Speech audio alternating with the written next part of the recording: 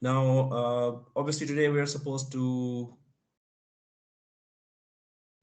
talk about the lab. So the transcription is actually typing whatever I'm saying. So I'll just close this transcription for me so I don't. Okay. Good evening, y'all. Okay. Now, this is our lab here that we're planning to create, and we need to create a couple of machines, but we need to understand what are the roles of each machine here. So we could then understand why four machines, why not 24 machines or one machine only. So the first machine here is I'll just put this diagram here, and then we can explain. So you're all able to see the screen, right? You're able to see the diagram. Yes, no, maybe, or you can just put the yes in the chat. And Yes. all right, there you go. Hmm. Okay, so here, what we are trying. So, guys, you guys are able to connect yourself, and I don't have to accept or add anyone. Yeah. Can you share the server ISO link so we can download now? Okay. So, guys, last class also I mentioned in detail, and the videos up there as well, that we will or I will actually I will do all the labs in vCloud, as many or majority of us will have issues, right?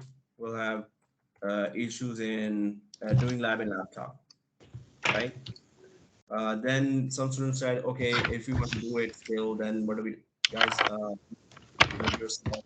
I can hear your tuk tuk and breathing as well. Thank you. So okay, so as I was saying that I'm going to start in vCloud. I did put the link there. I think Paul is asking in the chat, can you share the server ISO link? So I think I put all the links there.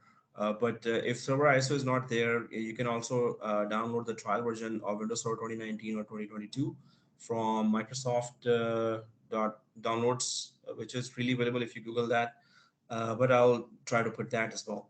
So I'm going to go to vCloud, and second thing I want to say about the labs is this, and that is very crucial because we need to cover a lot of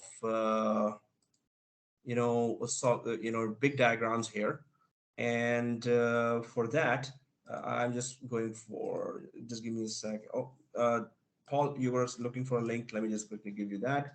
But I just wanted to say some stuff about the lab so it could be smooth throughout the course. Oh, there is a lab rules. Okay, so uh, you don't have to follow, you all don't have to follow me, especially those who are like new to the field and will not those who will need help nearly every second or third step, right? Because then if I start helping every student or those students who are totally new to the field, then I won't be able to show you the whole big lab that I want to record and then show you that it works, all the concepts. So there are big labs, long labs coming your way.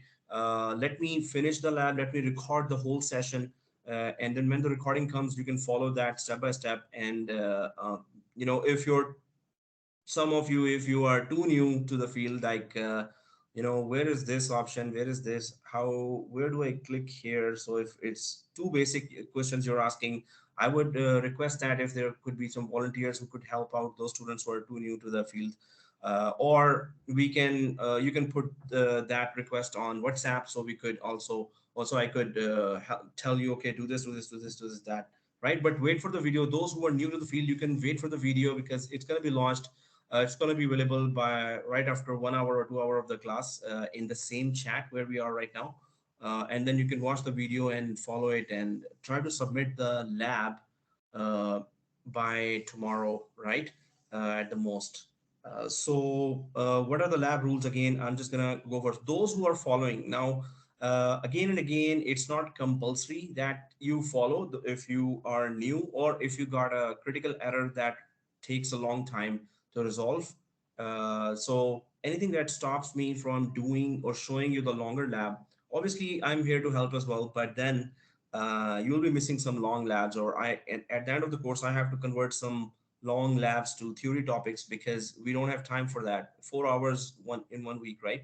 So let me show you more complicated configurations that will be asked. There will be interview questions about asked about that, and also it will be very useful for you in the job environment wherever I'm doing contract. So I try to add that lab in the course so you would know the latest configurations or preferences in the companies that they are implementing in VMware. That's the same thing I'm doing in Azure and AWS courses as well. Try to put the longer and latest labs, right? Okay, here I will ask you to take screenshot. Now, guys, those who are new, you still have to see all that and you have to take a screenshot of my screen. Those who are following me and they're fast, they are technical, they can troubleshoot on their side as well. You can give me some issue and put the screenshot in the chat here or in WhatsApp, and I can tell you, oh yeah, you're stuck in this. Okay, do this, and you should be good. So I can give you some hints on or help you if it's a bit quick. And it doesn't take like 5 to 10 minutes for the help. Then I can help you out. Just give me the screenshot of the error.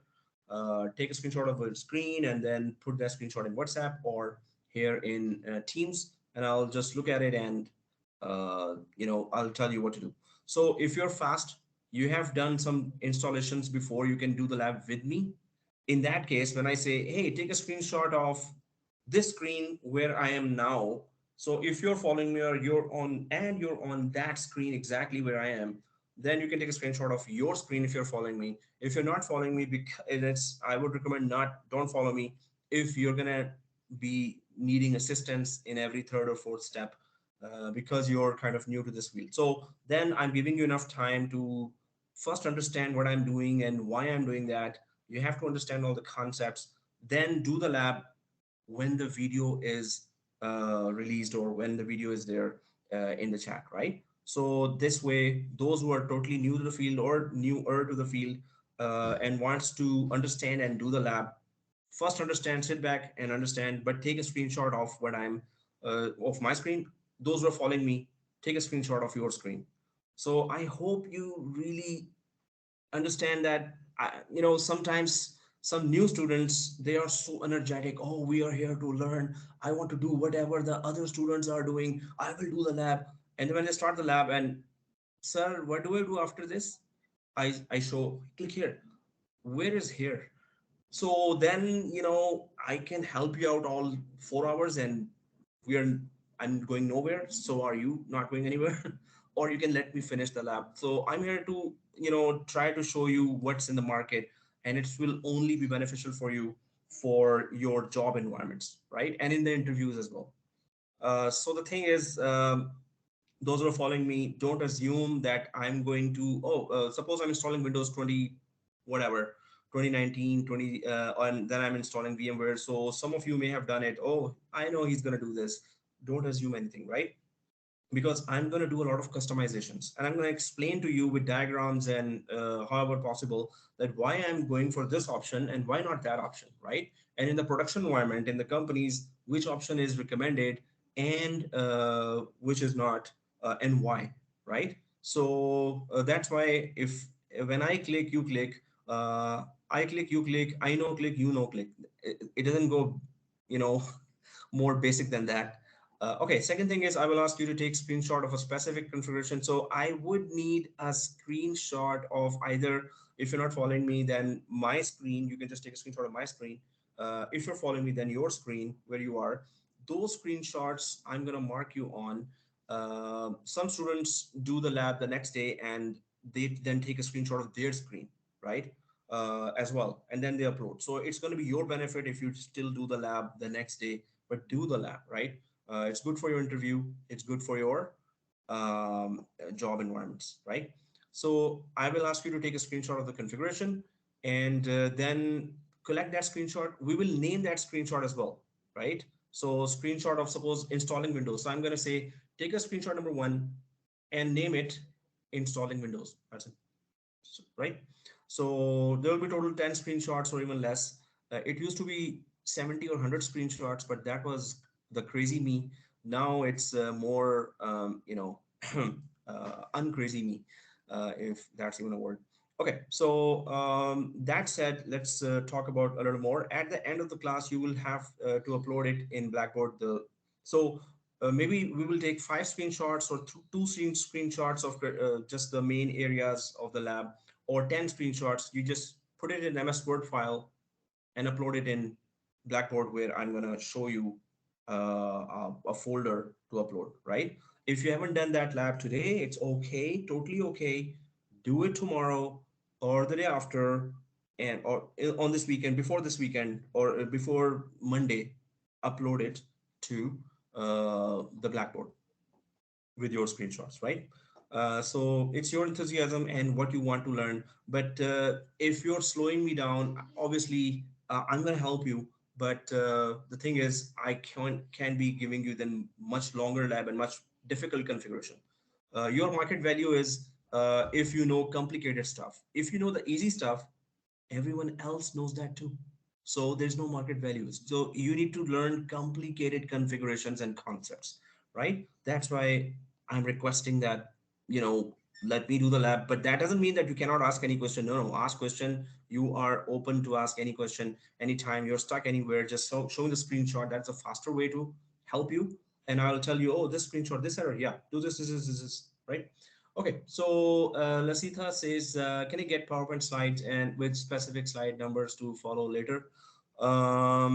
Yeah, so Lasitha and everyone, uh, my style is a little different. I keep changing slide live at that time when I'm explaining. So that's why you can see in the screen what's going on, and the slide will be made available at the end of the class right away, because I would have added many diagrams there that I will explain now, right? So it will be available at the end of the class, where you can see, but right now you can understand. And I'm going to be adding a lot of diagrams here, and we're explaining each and everything here. So I'll be adding those, newly made diagrams also in the slide. So that's why I'll be making a lot of changes in the slide. So even if I put the slide there, the end of the class slide will be totally different, or very different, right? If you are stuck with configuring your environment, then let me know during the class and we can t-shoot for a small time. If it gets longer, then let me finish the whole lab and record it for you. But we cannot give each t-shoot a lot of time. Okay. I wrote down slide numbers. Thank you. Okay. You're welcome. Thank you. Once the video is out, then repeat the steps by following those. So guys, this is just to, these all rules are here so I could show you more longer labs and more complicated configurations, right? And you can learn more of what you're going to face in the interview and in the actual environment, right? So the more complicated it is, the more value of your resume increases, because whatever we do, I would suggest that put it in the resume. Oh, I did high availability lab. So you can put in the resume, done high availability, understood the concept, and done the high availability, implemented high availability in VCP or VMware, right? You can put that in the resume if you're applying even during the program. So whatever lab we do, even in AWS, whatever critical lab you do, VCP, you configure VCP or EC2 instances, just start putting in the resume properly, if you are in a hurry to get a job as well. So some students do that. That's why. Okay, so that said, let's go ahead and what we're going to do in the lab. So let's create a VM lab in our laptops. That was previous, till previous batch, we were doing that. Okay, so there's a comment, Windows 2019. Okay, great. Here. Okay, thank you, Paul. Okay, yeah, that was previous batch until we had very big issues, and that was that the many laptops were not supporting VMware, uh, software. So then this now obviously will change. Let's create a VMware lab. We can do that actually. Anyone wants to say anything? I'm hearing somebody breathe, so please, if you can mute, or if you want to say something. Okay, so yeah, here, guys, let's log in. So those were the good times, good old times when we used to log in from laptops and desktops, until VMware thought that no, those who are following us, they should not learn properly. I could say only that in protest to VMware, that why have they removed the support for new laptops. Okay, anyway, let's open vCloud and create the following. So that's what we're going to do in this class. But I have showed you the previous batch videos. I've given a link in WhatsApp, and those who are following in VMware Workstation, you can still do that with previous batch YouTube videos, right? We will open VMware Workstation Pro. Okay, let's open vCloud. That would go away. We will be creating 4 virtual machines. So why 4 virtual machines? What's the benefit of that? That's where the whole thing starts, that I was explaining this, that why 4. So the first virtual machine is going to offer infrastructure roles. What are infrastructure roles? DNS, very, very important. Anyone can quickly tell me on mic or chat what DNS do? Maybe it's a very basic question, but I just wanted to know. Anyone, right? What is DNS? What does it do? Suppose I'm in the interview, I'm asking you in the interview, okay, can you tell me what is DNS? What will you say in the interview? It's a domain name service, and Sorry it again. works. It works as like when you put any IP address, it change the IP address to the name or alphabets, letters. Okay, great. So So, that can make it easy for us to understand the IP address. mm-hmm, exactly. So Amit said it correct. And Sarah said domain name server. Yeah, but what does it do? Indrit says resolves IP address. Exactly. Akash says trusted IP to readable names and vice versa. Exactly. So guys, people have written as well here and mentioned here as well. So it's a name resolution protocol that resolves IPs to names and names to IPs. Yeah, you can just start saying that in the interview. Okay, it's the name resolution protocol, right? Okay. Then there is OVO says dynamic host configuration protocol. Okay, that was the next question. So overall, already answered that. To convert the website to IP address, Asma says, yeah, that too, but that would not be the definition of DNS. That's something that DNS does, yes. So it's a name resolution protocol. So quickly, what is DHCP? Ovo already said that. Oh, no, no, Ovo, you said the abbreviation. I'm saying, what is the purpose of DHCP? There's an interview going on. What would you say right away to me? What It DHCP is it assigns the IP addresses to the available networks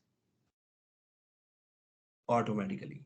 All right. automatically. Yes. The magical word is, so Kitana says it correct. Yes, it just assigns automatically the IP addresses. So now we do not assign MAC address to a IP address. John says exactly. Assign IP address. Sarah says exactly. Cool. Automatically assigns new IP. Akash says to newly hooked up device. Exactly. Paul says static IP address. Yeah, so that's the opposite of DHCP. What DHCP does not do is it does not put static IP address, right? So that's where we come, that we're going to be putting static or our own IP addresses there for the 4 machines. Why static? Why not dynamic? Because these are first of all training machines, and they can get any IP. But the thing is, what are the best practices in the market, right? Okay, so Crispin says dynamically assign IP addresses. Yeah, DHCP still definition going on. Amir says dynamic host permission protocol. That's the abbreviation, but what's the purpose? Yeah, as you all said, definitely that's the purpose. So we give static IP addresses to critical resources, right?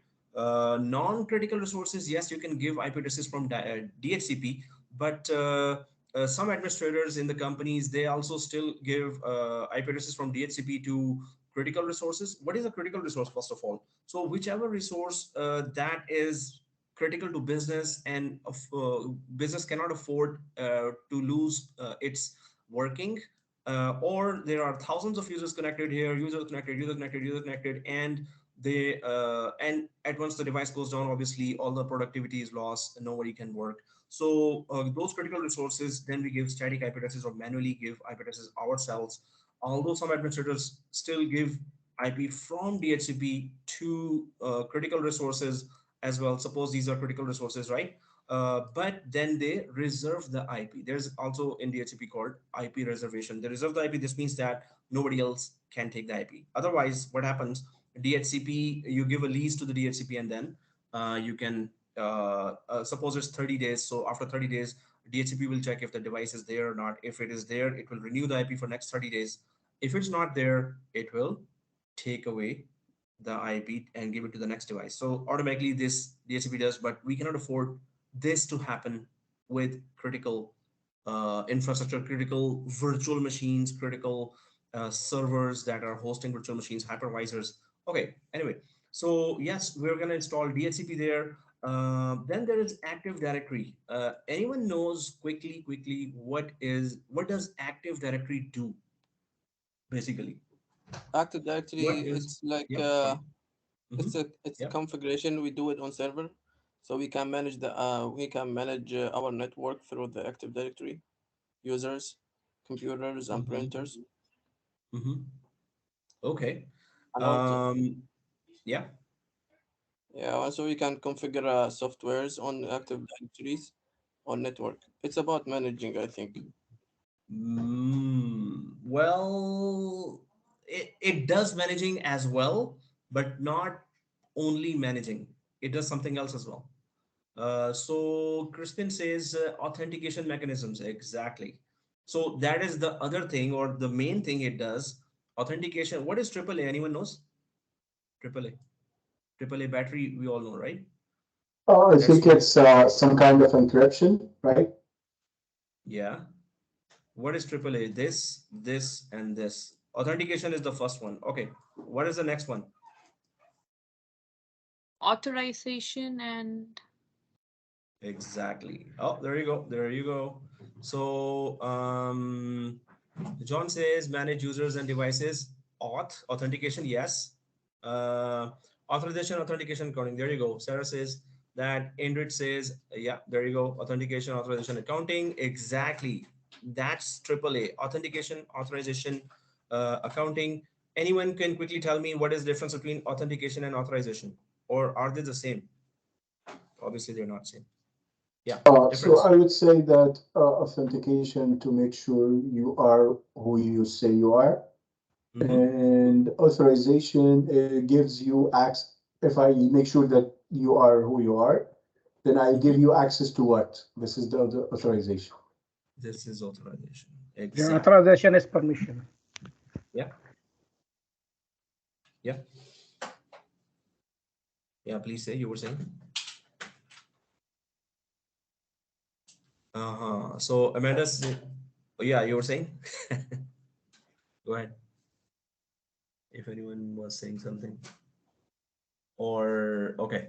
So time out. Yeah. So there's Amanda says identity versus access. Yeah, exactly. John says login, right to access. Exactly.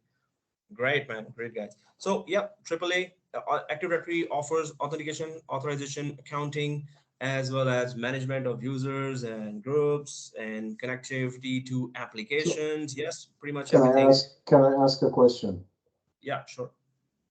What does accounting mean here? So accounting would be mainly auditing. They also even say auditing here.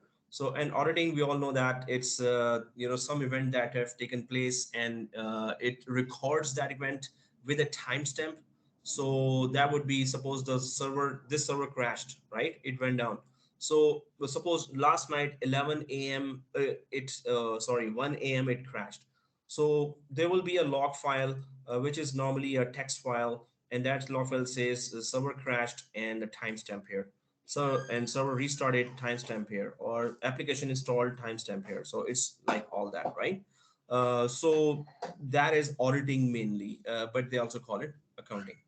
Yeah, log files. Logs are text files that record the timing of any event that takes place. Now you can also enable log files for logging for or monitoring for if the user is logging into some folder, is user logging into Windows 10 machine, administrator is logging into a server. Yeah, so all that monitoring is done through uh, log files, and you can read the log files .txt anytime. Okay. So, okay, guys, that's very good. Now I just want this server to be back. Oh, I need to remove this cross. Okay. So first server we're going to be installing, it will have infrastructure services, that is DNS, DHCP. Now, one more thing. Active Directory provides authentication. Exactly. Paul says in the chat, Ovo says logs, and Paul says in the chat, same as event viewer in Windows. Exactly. Just like that. Okay, so in the first machine, there is Active Directory. We're going to install, but understand one thing about Active Directory. It is not important. Okay, let me just write that quickly. Active Directory 80. Okay, some may be new to this. So Active Directory, well, first of all, it's a Microsoft product. It's not even a VMware product, right? Microsoft Active Directory. Why are we installing that while we're learning VMware, right? So Microsoft Active Directory does is not required to provide um, AAA authentication, authorization, auditing, or accounting uh, to VMware environment. So understand this critical point first, that oh, Active Directory is for authentication authorization. So VMware will be authenticated and authorized through Active Directory. No, that's not the case. VMware has its own AAA. So if I go for VMware, VMware has its own authentication authorization, right? And well, I would prefer to say auditing. Many people do say auditing, but accounting also, some people say, which still means auditing. So the thing is, VMware has its own authentication, authorization, and accounting, and or auditing. See, I'm so used to it. And does not what I said before already, that Microsoft Active Directory is not required to provide AAA to VMware environment. VMware has its own, right? So the thing is that this is not, then why are we installing Active Directory in the first place? So we're installing Active Directory because when you join any job, when you are in the interview or you're joining any job, it's 80% to 95% chances are that there will be Microsoft, products there as well. Especially Active Directory will be there in majority of the companies, and VMware and Microsoft environments are working together. So suppose you are hired there in a new company as a VMware and cloud administrator, right? So your user account actually will be created in Microsoft Active Directory, right? And in most cases, it will be that. And that user account in Microsoft Active Directory. Now, VMware is a totally different company. Microsoft is a totally different company, right? In fact, they are rivals in many products like Hyper-V and VMware. So Microsoft user account, you're a VMware administrator as well. So in Microsoft, your user account in Active Directory, your user account will be created, and you will be able to connect to VMware as well. So there's a lab that shows that how to connect an Microsoft Active Directory to VMware vCenter. So just for that lab, we're going to be installing Active Directory. Otherwise, we do not need Active Directory for VMware environment. But yes, we really, really, really, really need DNS and DHCP for our VMware environment, especially DNS. And it has to be properly configured as well. Okay, Dipendra says, what's Active Directory? So Active Directory offers authentication. This authentication, that who are you? first of all, suppose you join a company, so you will be given a username password. Oh, you want to print something. Oh, you want to share a file with your boss. So you will be given a username password. So when you log in from Windows 10, Windows 11 laptop, that will be given to you. So that username and password will be confirmed by Microsoft Active Directory, that are you the correct user, or are you a hacker, or are you impersonating as some legit user, right? So because of Active Directory, your username password will be confirmed that yes, this is a correct user of our company. It's an employee's username password. Then you want to print somewhere, so there's a color printer here, there's a black and white printer here. So you might be authorized to print on the black and white printer, but not on the color printer, right? So this is called authorization. What resources of the network you have access? You will be authorized to share your file on this folder, on this server, file server, but not on that file server.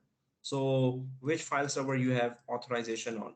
So that's what Active Directory does. And then what, when you logged in, when you logged out, how long did you how many papers did you use to print? So all is auditing.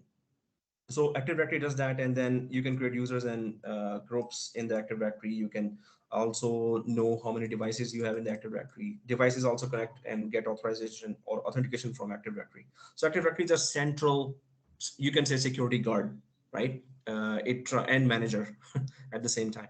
So that's what Active Directory. But if you want to know more about Active Directory, my older courses on YouTube and my LMS, my own learning management system, you can just put on WhatsApp that please can you add me to your older MCSA courses where I used to teach Active Directory as well. So then you will know in depth how Active Directory was, what Active Directory does, and you can do all the labs as well of Active Directory. So let me know on WhatsApp. Okay, anyway, but we have to go ahead now. This is the Microsoft product that VMware does not need, but you will see that in production environments in companies. So that's why we're going to install that. It's also an exam objective, right? Okay. Um, okay, so then there is a question by Sarah that why do we have separate machines for AD and DNS? We have a same machine here for Active Directory and DNS, but in production environment, if you're saying referring to some companies that do put DNS as separate machines, so that is totally normal. So one machine here that is Active Directory, and the second machine here that is, so this is suppose Active Directory or AD, and this is DNS. So this is totally normal as well, right? But the thing is that this would be for a very large environment where there are thousands of users, and the best practice always is that Active Directory and DNS are installed the same, but then there is another DNS installed which is just a secondary DNS to the primary DNS. So this would be primary DNS, this would be secondary DNS, right? So but yes, if they do install DNS on a totally separate machine, then it's also very normal, and Active Directory can just be told that hey, your preferred DNS is this DNS. So it's according to different administrators and different companies and compliance policies that, oh, we're going to have our DNS separate. Suppose the Active Directory goes down, it will take down the DNS with it as well. Obviously, we will have two Active Directories, we will have two DNS. There will always be redundancy. That's the same with VMware as well, that you would always have redundancy of critical services. You will have two of all the critical services, right?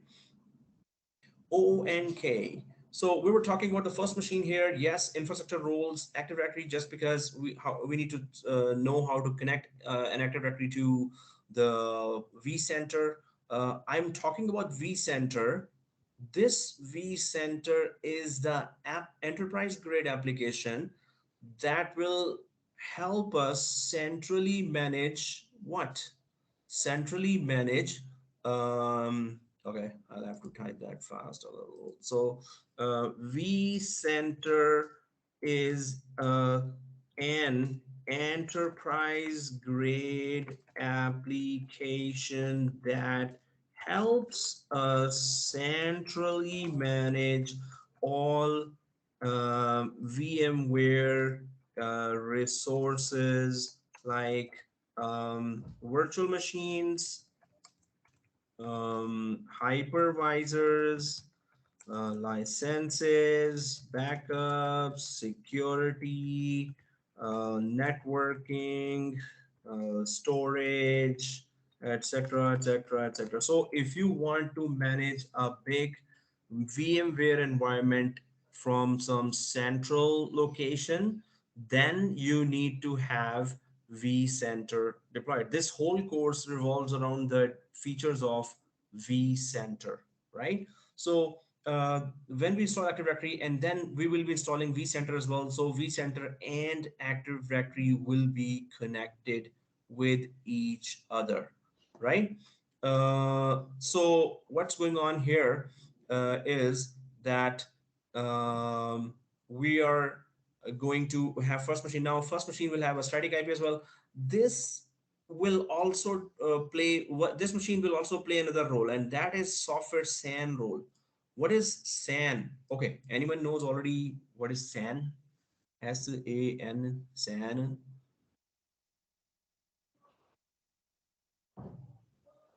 By this time I would have googled it. Oh, okay, anyway. So storage area network, there you go, Akash. Storage area network, and there is the storage area network actually is a storage that is highly available, that is a storage that is highly available, a storage that is expensive, and a storage. Okay, so I keep saying that. Why don't I just create a diagram for that too? So suppose you have these physical servers, right? And then you decide to purchase um, a SAN. Oh, what is a SAN? Oh, what is this? So these are long list of or long rows of disks after disks after. So these are those disks that you purchase. Now, why would you purchase a disk? Don't we have SSD disks or SCSI disks already here? Then what are those disks over the network? So with these disks, now when I was in Scotiabank as a Microsoft system administrator, or I was in the team or Microsoft Teams there, not Teams, team only, right? So we were installing Exchange Server, right? So Exchange Server is an application that helps do send emails, receive emails, mailboxes of users, and the security of mailboxes and emails, right? So it manages emails of the company. Very critical skill that you should learn. And so we were I was in the team. So for one Exchange server, physical server, now when I say server, I should show you a photo of that too. All right, let me get that picture and put it here. Oh, what kind of what am I talking about? All right. So here, I'm putting, so these are physical servers, right? We already know that. We already seen that. So those, suppose those are physical servers here, right? Now, in that physical server, you can see that there are disks here, one disk, second disk, third disk. Maybe there are 500 GB or, 1 TB. So one disk, second, third, fourth, four disks here, for 12, 16 disks on this. But we have 80,000 users in the bank, right? 80,000 users. We want their 80,000 mailboxes, which have all the emails there. We want to add it on 50 of these type of physical servers, right? So 16 disks will never work for that. We need 200 disks per physical server. But can you see that this is one disk, second disk, third disk, up to 16 disks? But I need 200 disks here because I need big space, very big space, right? To save their big mailboxes. Maybe there's 30 GB mailbox with 10,000 emails from last 10 years. Right? So that's why you cannot really fix 200 disks here, right? So then you need this NAS or SAN. So NAS, yes, Paul says NAS drive is cheaper, network attached storage, but this is SAN, which is storage area network. So suppose you want to connect actually 200 disks to one physical server, so you can connect that over the network. And there are then two types of protocols there as well: iSCSI protocol and then fiber optics. So you can use very expensive fiber optic cables, fiber optic switches there, which would be very fast network and over the network. So whenever any user is trying to save any data here, actually these are mapped disks. They are only connectivity is there or shortcut is there. When somebody saves data, the data is not saving on this physical machine, it is actually saving over the network on this disk. That disk is also called logical unit number or LUNs, right? So this disk is also called LUN. So you save whichever thousands of users are connecting here, they are saving anything. So they are connecting through this server to these disks, and the data is actually being saved over there. So imagine that there's thousands of users saving something, and that thousands of GB of data is using the bandwidth and going over the network and being saved here. So what's the benefit of SAN then? The benefit of SAN is if this physical server goes down, then the data, critical data of the user was never here on this physical server. Suppose it was there and the server crashed and it's not turning on for some reason. In that case, what will happen is that we will wait for that physical server to come back up. Somebody's repairing that. Oh,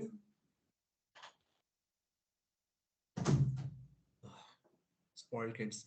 Okay, so there's that. Physical server has crashed. Suppose the data was there and maybe there's some fault with the battery, and its redundant server is not working, so all the data is here and now we're waiting for the physical server to come back up and then we can access the data. So that's not very efficient way to save critical data, right? So that's why even if the physical server goes down, the data is available over the network in these disks, shared disks over the network, or LUNs, logical unit number. So this is logical unit number. Okay, so that's a logical unit number. And so what will happen is, obviously you would understand that the importance of SAN, or storage area network. Now, any virtualization environment, we are about to create a virtualization environment, right? Any virtualization environment cannot survive without a proper redundant storage. Oh, what is this? Redundant storage? What kind of difficult names am I taking here? Redundant storage. So redundant storage is a storage where you store your critical data and it is still highly available. Suppose you have this storage and actually this whole uh, that tower where there are so many disks here, disks after disks after disks, right? And there are many towers here. So this whole tower actually crashes. So there is always, obviously it's a very expensive solution, like $80,000, $100,000, 200, 500, 1 million even, for big companies and big banks, right? So they would be always, storage would be redundant because all critical data is being saved here. So all that data is also available off-site somewhere else in another branch. So a copy, when the user saves the data here, its copy is created in a redundant storage in the company, and also it is uploaded somewhere off-site, right? Yes. Then Paul says there's RAID. Yeah, RAID is uh, high availability of disks, RAID 1, RAID 5, RAID 10, RAID 6, right? So RAID is configured here. Yes, obviously there will be high availability configured within SAN as well.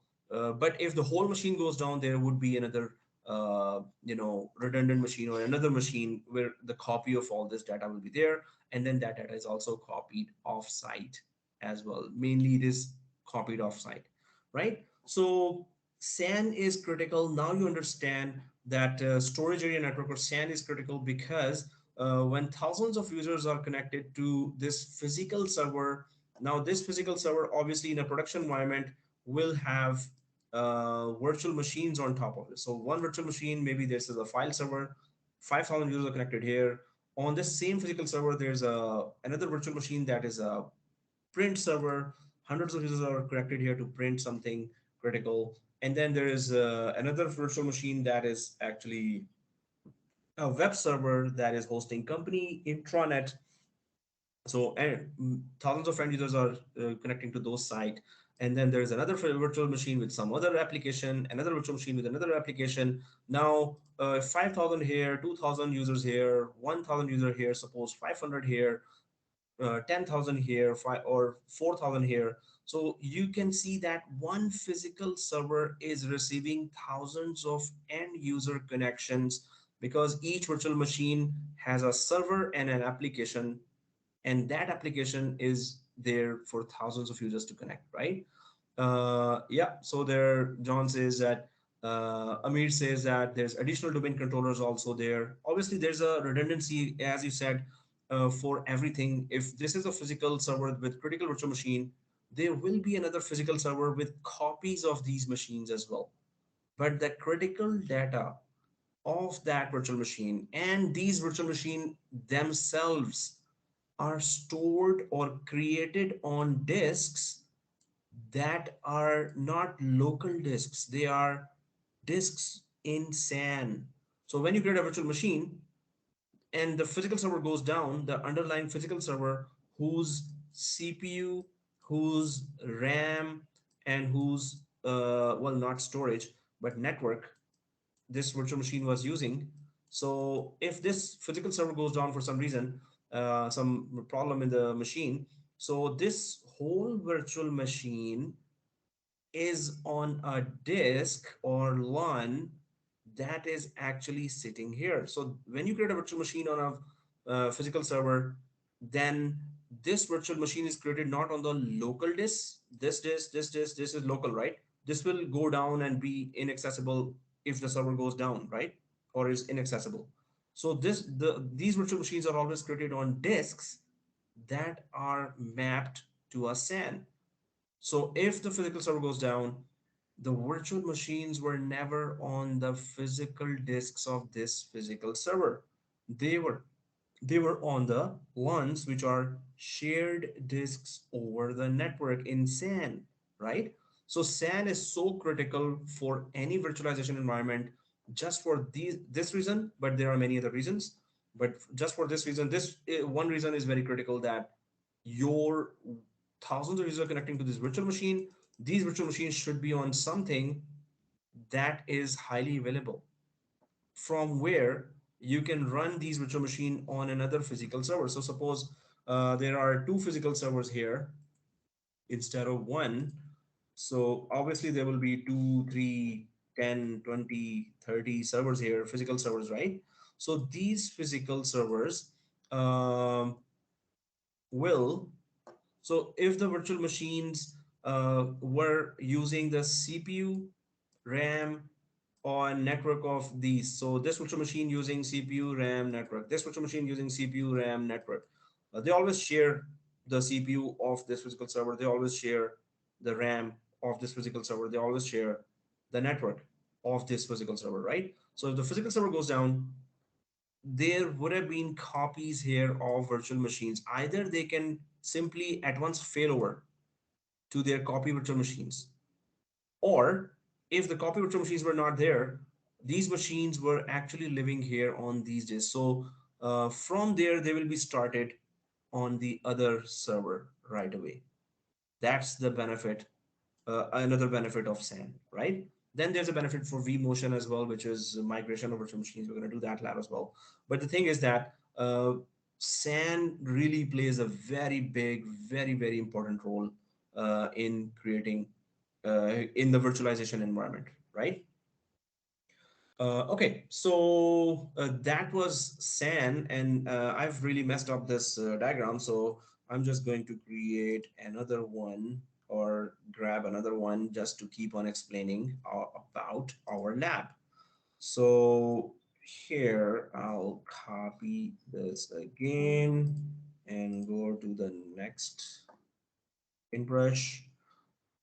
Now we understand that Oh, we need to have DNS because we need to access VMware virtual machines, VMware hypervisors by name. We don't want to remember their IP addresses. We want to access them by name. So yes, we must have a DNS server. And then DHCP, yes, wherever virtual machines are here, if they need to have an IP, then we can give through DHCP. Although normally those are also virtual servers, and each server is there having a critical application, and each applications so there's an OS, there's an app, there's an OS, there's an application, there's an operating system, there's an app, maybe it's a Linux operating system, maybe it's a Windows operating system, and there's an app. Those applications serve thousands of users. File server, okay, for 2000 users connected here. Web server, 2000 users connected here, or 3000 or 4000, whatever the number of the employees are there in the company, right? So those virtual machines are here. If you want to give them DHCP, IP through DHCP, and then reserve that, it's okay. Otherwise, those are also critical resources. You can give them static IP. If they are like big environment, you have 10,000 virtual machines. 10,000 what? Virtual machines, not users. Users might be then 100,000. It could be a very, very big company, right? So the thing is that you can go through DHCP, give the IPs to them, or you can give static or manual IP addresses as well. Anyway, then there is, yeah, software SAN we were talking about. We're going to install our small version of SAN here in this virtual machine. So the first virtual machine hosts DNS. We will need it throughout the lab. DHCP, we will need it. For one lab, we need Active Directory, and for all the labs, we will need software SAN. So the first virtual machines work is this all. Now the second, obviously we're going to give it a static IP of our own, and then we're going to go for the virtual machine here.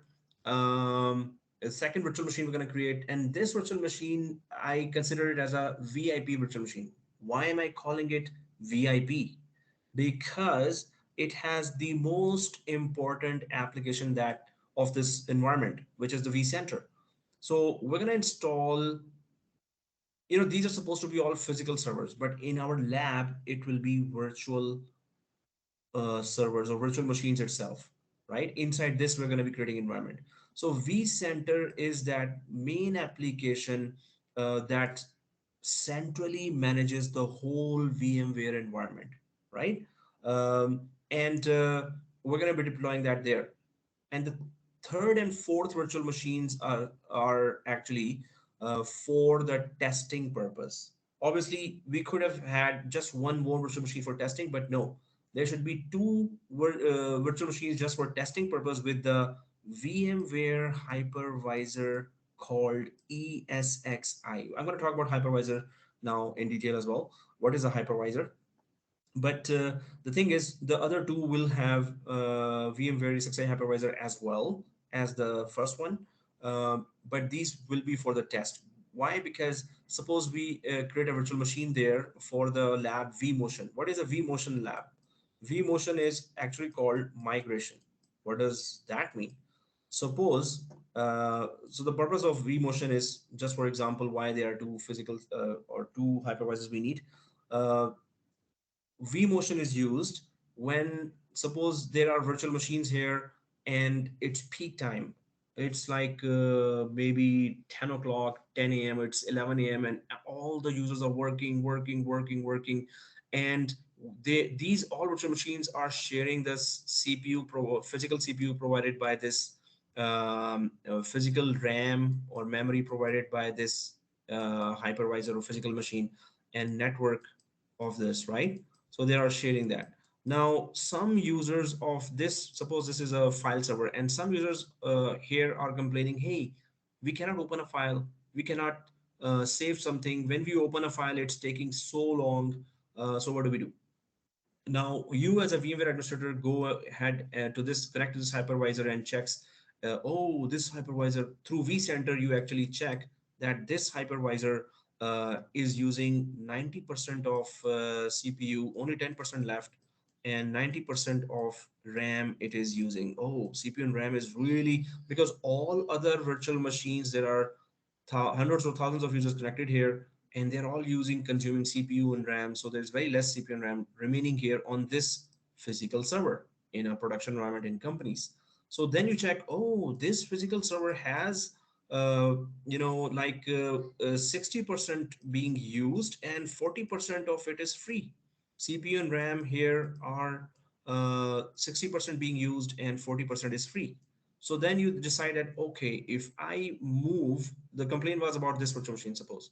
So if I migrate this virtual machine from this hypervisor to this hypervisor, so then the users will get 40% more CPU and RAM instead of 10% or 30% more CPU and RAM here, right? So there, when they open the files will be open fast. So what happens is we can configure the hypervisors in such a way for the vMotion or migration. And then the specialty of vMotion is that users are connected, they are working, and we can easily migrate our virtual machine from one hypervisor to another in seconds. And the end user experience will be that if they are suppose working on a file and they are clicking, it will freeze for a few seconds and then it will start working. And this time when the machine reaches here and is no longer here, so the user's connection information will also move or migrate as well within the LAN or local area network. So when the users, in few seconds, user will see very good performance, and they would have no idea that in the background, you, the VMware administrator, have vMotioned a live working virtual machine from slow hypervisor to a faster hypervisor, right? So obviously, if we need to migrate, we need to test hypervisors. There is another feature called HA, and then there's another feature called FT, fault tolerance. In that feature, we create two partner virtual machines. This is active virtual machine, this is passive virtual machine. What happens here?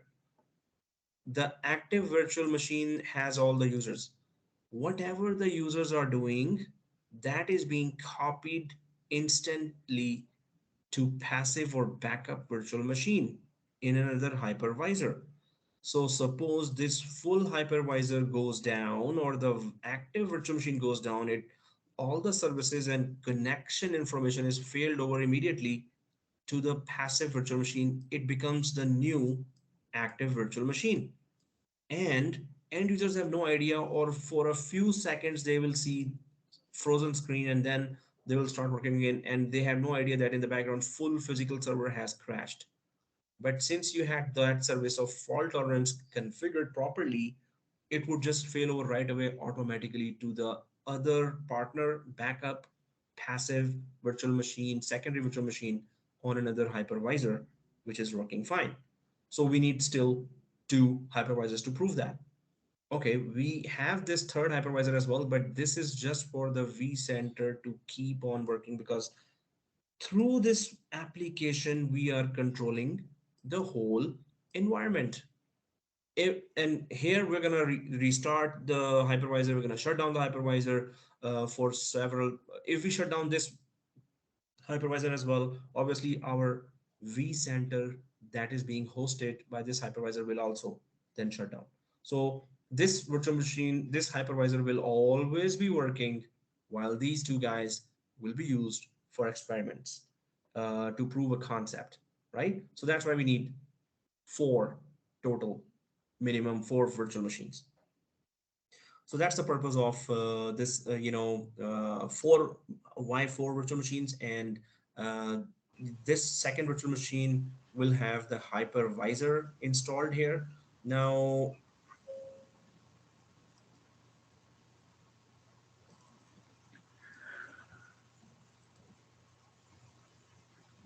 yeah. Oh, I heard someone breathe, so I thought there was a question. So otherwise, you can always continue. Yeah, I'm sorry. I have a question. Can you hear me? Sure, sure. Okay, so the part about the vMotion, Mhm. is it something that it's done manually or just by configuration when it hits a certain, the RAMs hit a certain limit or something? I think I Uh, didn't get that very clearly. Like this okay. is something an admin has to log in manually and do it, or there's some kind Mhm. of automation for it. So there are two ways. And there is a manual way. Yes, there is a manual way. First of all, for vMotion, suppose there is another feature called distributed resource scheduler. Again, distributed resource scheduler. I'm going to explain that later. But yes, in this case, the complaints were there. The administrator, VMware administrator, saw their complaints, and he or she reads that complaint, and then he or she investigates that, and then finds out, oh, this whole hypervisor is slow. Why don't I move some or one or two virtual machines from slow hypervisor to fast hypervisor? So yes, the administrator would log into vCenter and connect to this particular hypervisor, connect to this virtual machine, and yes, right click on this virtual machine, click the migrate button, and the rest, obviously, in the migrate button it will ask that which destination hypervisor you want to go to. You will fill out the form or the wizard and click, click, click, and this virtual machine will manually be, once you finish the wizard, yes, then it just moves after that, and it appears there on the other hypervisor. Yes, that's the manual process, as long as you don't have this service, which is DRS, or distributed resource scheduler. And this comes with enterprise license, which means that big companies can afford that because it is a bit expensive. And what DRS does is every 5 minutes, it checks. If we put it to full automation, there is a partial automation and there is no automation as well. But if you put it on full automation, then what it does, every 5 minutes it analyzes the speed, which hypervisor has less CPU and RAM remaining. In virtualization, CPU and RAM are the gold.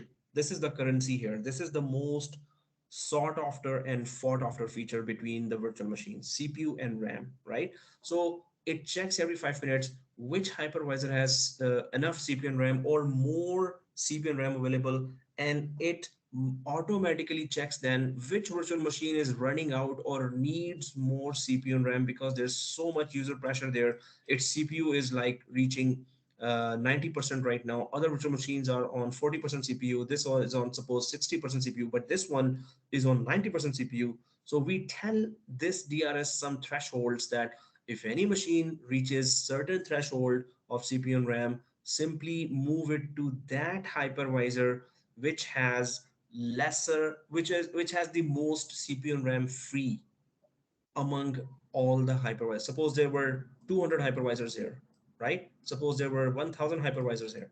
So whichever hypervisor has the most CPU and RAM available, automatically migrate that virtual machine to that hypervisor. So if there is so much CPU and RAM available in a hypervisor and it is migrated there, then end users will see very, very good performance. So yes, there's a full automation way of migrating, and normally in big companies, yes, this is enabled. Sometimes you can change its configurations and it is not enabled, then administrators are manually they are monitoring and then they take action right away. Suppose they're not available, they switch to this DRS to automate services, then it does that for them automatically.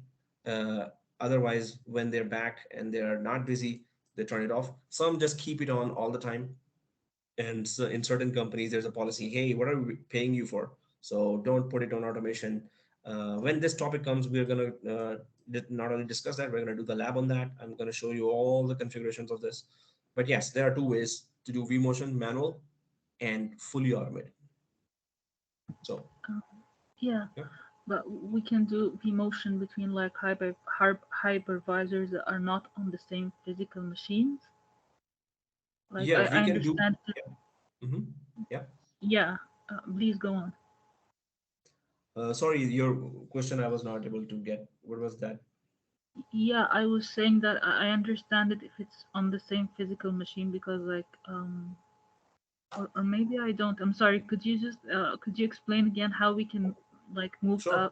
physical data or storage among like different physical machines, Uh-huh. just not clicking Yeah, from me. so okay, so you're asking what so yes, there is a full lab also coming our way, but I'm gonna quickly just create that vMotion diagram so we could understand. And obviously we're going to actually do that. We're going to do the vMotion automatic way and manual way as well. But what happens is that there is the obviously there is a SAN here, and I'm going to just grab one SAN here as well. And wow. uh, okay, here. So there is sand in this environment, and the disks are mapped to these two hypervisors which are taking part. Same disk is mapped to this hypervisor, same disk is mapped to this hypervisor. Then maybe you need this hypervisor needs two disks, so same second disk is mapped to this hypervisor, same second disk is mapped to this hypervisor. That's how we do, that. The SAN configuration. So this is SAN here, and this is these are the hypervisors. Now the virtual machine. So first of all, when you create SAN, so these are mapped disks that are here. So one disk and second disk. The main thing about these disks is, or LANs, or shared disks over the network, is that the same disk has to be attached to this hypervisor, and the same disk will be attached to this hypervisor. This same disk here and this same disk is also attached here. The benefit of that is, first of all, you create a virtual machine as a VMware administrator. So when you create a virtual machine, you put the virtual machine's virtual disk here on the shared disks that are coming from over the network or LANs, and the virtual machine here, and its virtual disk is there. So virtual machine lives on the shared disks over the networks. Actually, they're living here. Their actual data is here, right? But they when they start, they load on RAM, right? On the memory. They load on memory, then the CPU, with the CPU's help, they do the task, whatever tasks and requests are there. So what happens is, if you want to move this virtual machine, so the memory content only, which is very small in size, memory content actually gets copied from one hypervisor to another hypervisor, and that is, memory content gets copied from one hypervisor to another. The virtual disk of the virtual machine, so this is the VM, this is the VD, virtual disk. Disk has all the data, right? So the critical data always stays on this LAN or the shared disk over the network. This virtual disk is accessible from this hypervisor. This same virtual disk is accessible from this hypervisor as well, because this disk is attached to this hypervisor. This disk is attached to this hypervisor as well, right? So when the migration happens, only the memory contents move from one virtual machine's RAM, one hypervisor's RAM, to another hypervisor's RAM, while the virtual disk does not move at all. So this means that when this machine is moved, it just moves to this hypervisor, it loads on the RAM of this, while maintaining its connection from the target hypervisor to the same virtual disk to which it was connected through this hypervisor. So there's a cutoff, a very small cutoff here when it's moving and it has moved here. If the virtual disk had to migrate as well, then it's a 200 GB or 100 GB disk. It cannot, it will take forever if the virtual disk has to move, right? So virtual disk stays on a LAN. That LAN is attached to this hypervisor, and that LAN is attached to this hypervisor. The virtual machine that was loaded on the RAM of this hypervisor, actually just small memory content or information about this virtual machine moves to this hypervisor, while it maintains its connection to its virtual disk from this hypervisor as well. So mainly what happens is that small amount of data related to how many connections are there, how many users are there, and what files were open at that time, what files there was modification going on, that was all happening on RAM. So that full data is saved and migrated, which is very small in size, so it moves fast here. And then this hypervisor, oh, the virtual machine and all their connections are given to me. Okay, thank you. This hypervisor says, while this virtual machine, when it reaches here, it still maintains its connection to the heavy virtual disk that has huge amount of data there. So that's how technically it happens. But it may be overwhelming now for you, because we're going to be discussing, we're going to create the whole environment step by step from scratch. And then we're going to, when we reach there, then you will, by that time, you would have understood sand, you would have understood a lot of other things. And when we do this lab again, obviously, when we do actually this lab, so you will understand even better. Hopefully right now some idea is there. Okay, so clear now. So says thank you. Okay, guys. So this is some discussion about V motion, but let's go to our basic lab, because mainly I was talking about why four machines and which machine is taking part in what kind of tasks. So first machine we're going to be creating today, my most, what I wanted to do was to create the machine actually in my mini PC, but that would not be very good for majority of students. So I'm going to be moving to vCloud, and we have to get used to vCloud. The main thing is, first of all, you think of it as, that main production environment where we are working now, and we're going to repeat the whole lab again and again.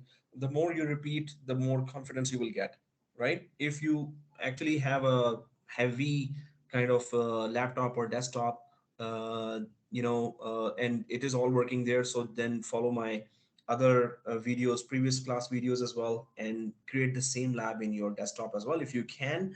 It's not compulsory, but if you want to, and then group together and try to do all the labs wherever you're stuck, let me know when you're doing it on laptop and desktops as well. But now we're going to move to vCloud, and we're going to have some introduction there, and then we're going to start creating virtual machines there. And it's going to be interesting working there again after a long time. So guys, once we understand the lab and some lab rules, where you want to follow, you can follow, but it's not compulsory that you have to follow. If you need assistance in every second or third step, then let me then finish the whole lab and show you, and you can understand each and everything, and then do it when the video is there, right? O and K. Now what we need to do is, we're gonna go to that vCloud, and okay. So I'm gonna head to. So now, do you have the link for the vCloud? It's just one link that we need, and that's the link that I shared in the chat as well. So it would be just in the chat already. If I just, um, is there a previous class chat as well? Oh yeah, there it is. Okay, there you go. Like I'm just copying from old chat right now, and I'm putting it in the. Uh, I hope you've all seen the TeamViewer chat there. Are you able to click? Oh, there you go. You also copy pasted it. Thank you. I'm gonna put it in WhatsApp as well. Writing there, let's connect it to vCloud, and that link. Okay, so team invitation link does not work there, but every other link is okay. Seriously, you know. Oh, okay. There is team invitation link the other way. Anyway, so guys, I'm gonna be opening that now, and putting it here. So that's how it is looking like. And it's recorded. So anyone missing the step, you didn't miss anything. You can always just watch the video and follow all the steps. But try to understand now. Those who want to follow, you're welcome to follow. But otherwise, try to understand and submit the lab as soon as possible. But but everyone has to take a screenshot and submit that at the end of this class. Um, but the screenshot would be my screen wherever I say, hey, take the screenshot. So take a screenshot there and submit it at the end, to your, uh, with your name, like an MS Word file, right? We'll be going through all that as well. Okay, guys, so that's how it looks like on my side. I hope when you are all logged in, you also see the same thing, right? Yeah. Okay, thank you for that reply. Let's go ahead. Oh, okay. Yeah, everyone logged in? Like everyone means kind of everyone. You're able to see this screen? Yes, no, maybe not exactly this screen, but vCloud. Okay, so Sarah says yes. Amanda says yes. Crispin says yes. Said says yes. Dipendra says yes. Someone, Akash says yes. Yes, me too. Manjinder, Amir, Maninder, Amir, Asma, Paul, me too. Any me three here? Okay. Yes, John, Paul. Okay, like good news. Like everyone is connected. Hmm. So Paul says in the chat, can I still use VMware Workstation 17 Pro? Well, yeah, but like you will have to follow the video, right? So videos that I put there, and you can send me screenshots throughout the week what you were doing if you were stuck something somewhere. Okay, guys. So yes, you go ahead and do that as well if you are technical enough to manage the whole thing on your own during the class. Obviously, I won't be able to really help because everyone is concentrating here. Okay, guys. Now let's click here, and you should see this side here. Ignore these machines. In fact, I'll just these were just test machines that I was testing, hence test machines. And how do I? Okay, power off. Okay. Now, guys, these machines also have a lease time, like how long they are acceptable to work. So lease time has to be renewed for these machines to be there. If these machines are stopped for a certain time, like I think 30 days, after 30 days, if they are still stopped and never started, then they will be automatically removed. So that also is the thing. Oh, there's a delete button. So I'm just gonna quickly delete and clean my environment so I could show you what is so how would we start machines and what configurations we need to give and why we are doing what we are doing. Okay, so these are getting deleted, and as soon as these two machines are deleted, I will be asking you all to take a screenshot of your logged in environments where you have clicked virtual machines. Obviously, this is not gonna show anything, but it should show your college ID on the top right. If your name is showing or college ID, whichever is showing, take a screenshot. Now I'm gonna take a sample screenshot of mine, but everyone is logged into their environment. So obviously you need to take a screenshot of your environment. So I could mark you on, whichever has the screenshot, whoever the screenshot of their environment. So I'm going to take a sample screenshot here like this. I'm going to take that screenshot and I'm going to take that screenshot. I'm going to put it in the slide as well as, oh, wow, that's a long one, right? Oh, yeah, these were the previous class markings. All right. So I'm going to be creating a new slide here where I'm going to be putting screenshot one. So a screenshot one, and then its label will be vClouds. vCloud. That's it. That's the label, and I'm taking that screenshot. Obviously you don't have a slide there, but just take a screenshot and name that screenshot as screenshot one dash vCloud, and your ID must be showing in that screenshot, right? So once you've taken that screenshot, save it somewhere or put it in MS Word, empty MS Word file, and save it somewhere, right? That MS Word file you can name it as your college ID, right? So that MS Word file, you can name it as your college ID. College ID and week one, sorry. Whenever you, at the end of the class, you can save all the screenshots in that Word file, or you can open now Word file. And when you're saving it and naming it, name it as college ID week one. Okay.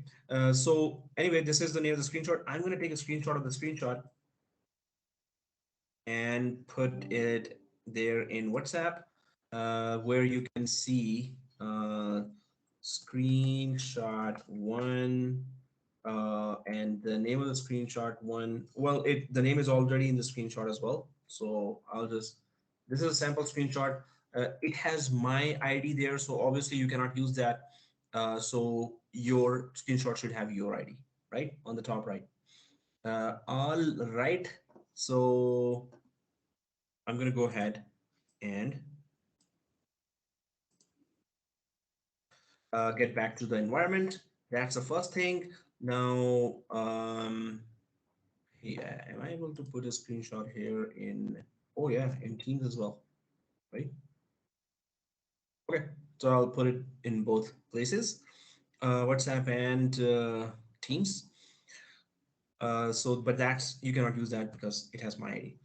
Now, that's the first thing here, virtual machine. Hopefully you had clicked the virtual machine, those who are following, but if wherever you're like it's going to be challenging for you, then then sit back and try to let me show you everything. Okay, this is a virtual machine. This is the V app here. Within the V app, you can, V app is a feature in VMware that is used to maintain a group of virtual machines. So VApp is used for maintaining a group of virtual machines in a production environment. So that's why everyone is given a VApp with, there's a limit. You cannot create more than 4 virtual machines, right? That is a limit by Humber given to all. Okay. And all right, Amir has uploaded a screenshot, but what screenshot is this?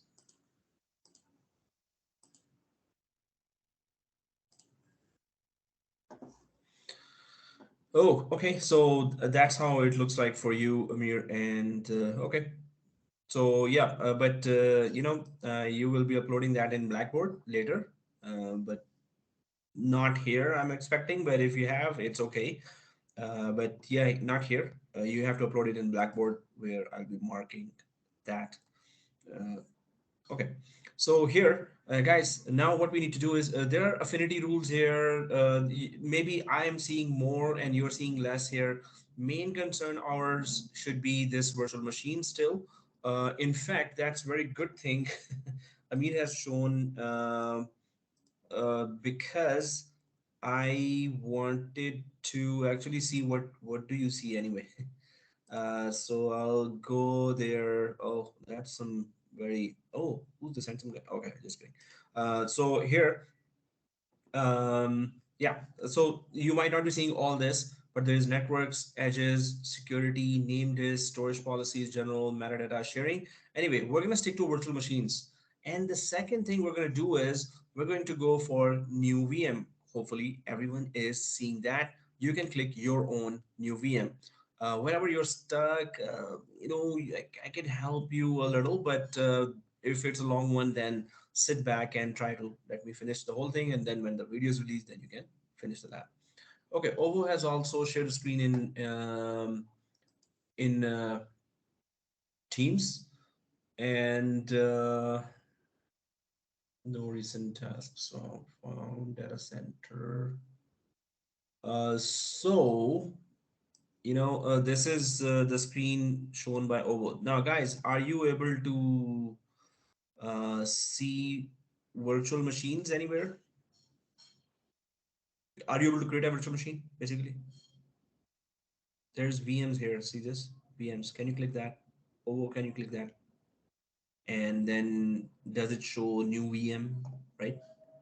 So that's what you can Do so, guys. Okay, Sarah says yes. That you can create a virtual No, machine, right? no. Who cannot create a virtual machine or cannot see? Oh, John says not the same. Asma says yes. Sarah says yes. No, it's No, not the no, same. Solomon. But guys, try to figure out where's the VM written. It's obviously not the same. So let me just cancel that. For me, it looks like this, right? Um, so can you figure out anyone from the student can share a screenshot of where did you click and then you were able to click create a virtual machine? They have to click the CPU, RAM, storage first at the home screen. Then we can see this screen, or else we're gonna see different screen. Okay, So so if you can go to home you share a page, screenshot of that? Where should they see that? Yeah, click on Is this MSI 201. yeah, then you're oh gonna this see. this one, right? Yeah, So everyone, please click this one, MSI 201, and then there's CPU, RAM, memory, and then once you click that, you should be able to see the virtual machine creation. Anyone else can share a screenshot of you were able to create a virtual machine there in the Teams chat. Take a screenshot and please share. Okay, so Ovo says yes, I've seen it. Lasita says no. Or if anyone can share your Teams screen, you can just click the share button on the top right, and we can see your screen then, and then you can show that where you clicked to go for virtual machine. Any volunteers here to show, or you can share a screenshot. Oh, there you go. So Saf has shared a screenshot here. That is very good. Thank you, Saf. And this is the screenshot Saf has shared. So this is the area. Go ahead and click that area, guys. Click it, and then you should be able to see the new VM or virtual machines area. Just click on the on this area. Anywhere, click it. Right. So everyone got it. Anyone still not getting it? So you have to click it and got it. Okay, Akash says got it. Anyone else? So Lasita says no. Lasita, are you now able to click it and see it? Paul also shows that it's on default homepage of vCloud. Okay, Saf says. Paul also shares this screenshot. There's the new view. So as soon as you click what Saf said, and you can see in the chat as well. Amanda has also shared. Thank you, Amanda. In chat in SharePoint. Oh, did I say SharePoint? Yeah, WhatsApp. So you can see that new VM is showing there once you click that area, right? It's guys, you have to be very technical. This is a technical field. It's like you know, learning swimming or learning driving. You have to make it happen, right? You have to go in the water and really try things. You have to go in the car and try different things after learning it. So here you have to figure out as well. And okay, Solomon says no and then yes. Okay, so the yes is very good. Oh, Dipendra has created a video. Wow, really amazing. This one. Oh, does it big go bigger? No. Okay. Equal and play sign just shows. Anyway, thank you for all those who are helping others. Now, hopefully, everyone got this new VM. So let's click that new V and M. There's no and M. I'm just adding that. Okay. Once we click the new VM, so you should be seeing this screen, right? Name. So we're gonna be putting, guys, every resource should be having your first name or first half of your first name is, if your first name is very big, very long, right? So I'm going for AMIR. There's my namesake as well, but you're Amir, right? AMEER. So that's why, we cannot be confusing. In one batch there was Amir that was exactly writing his name the same way I was writing, so then we had confusion. So I had to go for Amir teacher, Amir instructor, or something like that. Okay, guys. So name Amir dash win01. So that's how you should now. Do not write my name. You need to write your name. So your first name, or if your first name is very long, go for your middle name. Middle name is long. Go for half of your first name. Even if half is very long, then half of your first name. Wow, what am I saying here? Okay, so your first name here, and then description. So this is Windows machine, Windows machine, and that's it. 19 Jan 2023, right?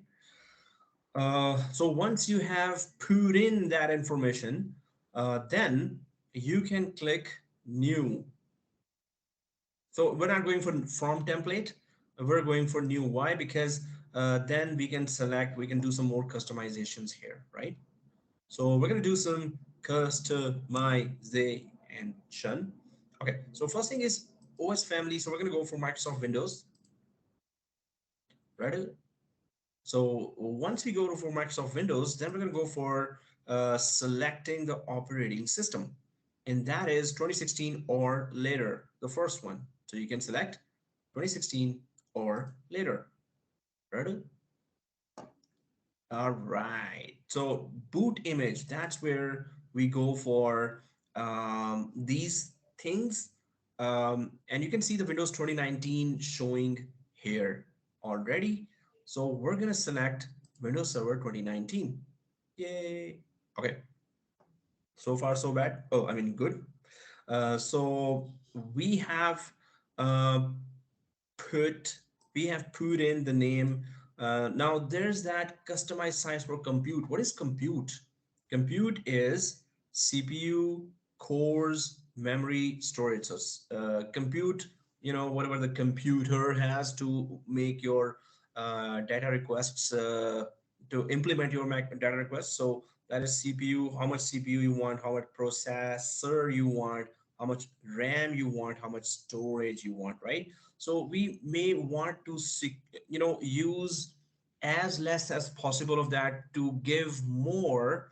If I go back to this diagram here, we will be giving more RAM to this machine. This will be the most RAM consuming, memory consuming virtual machine, because it has a big application called vCenter.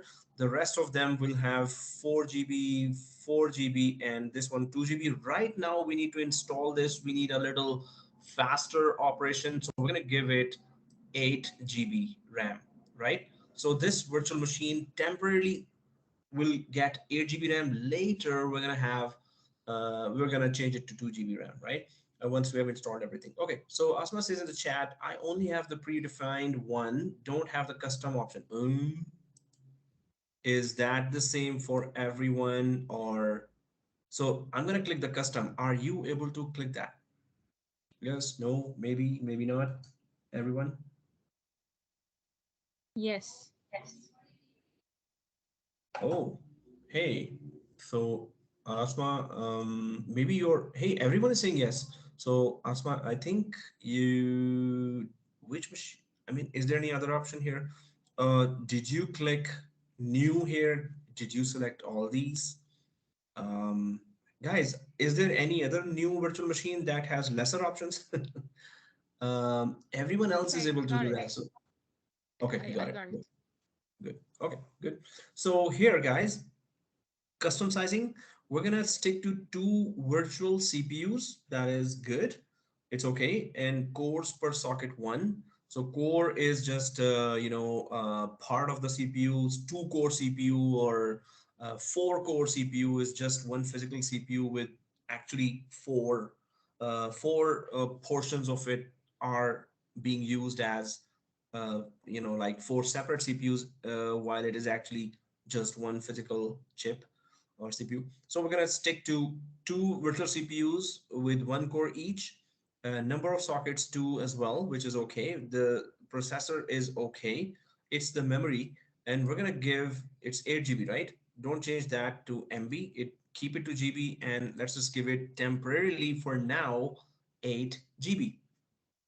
Okay, so Dipendra says in the chat, virtual equals 2 cores per socket, one, oh, okay, virtual equals 2 cores, and per socket equals one, number of sockets two, memory eight. Okay, yeah, so that's the configuration you're putting there for everyone else. Thank you very much for that. All right. So all is well. Okay. All is well. Yeah.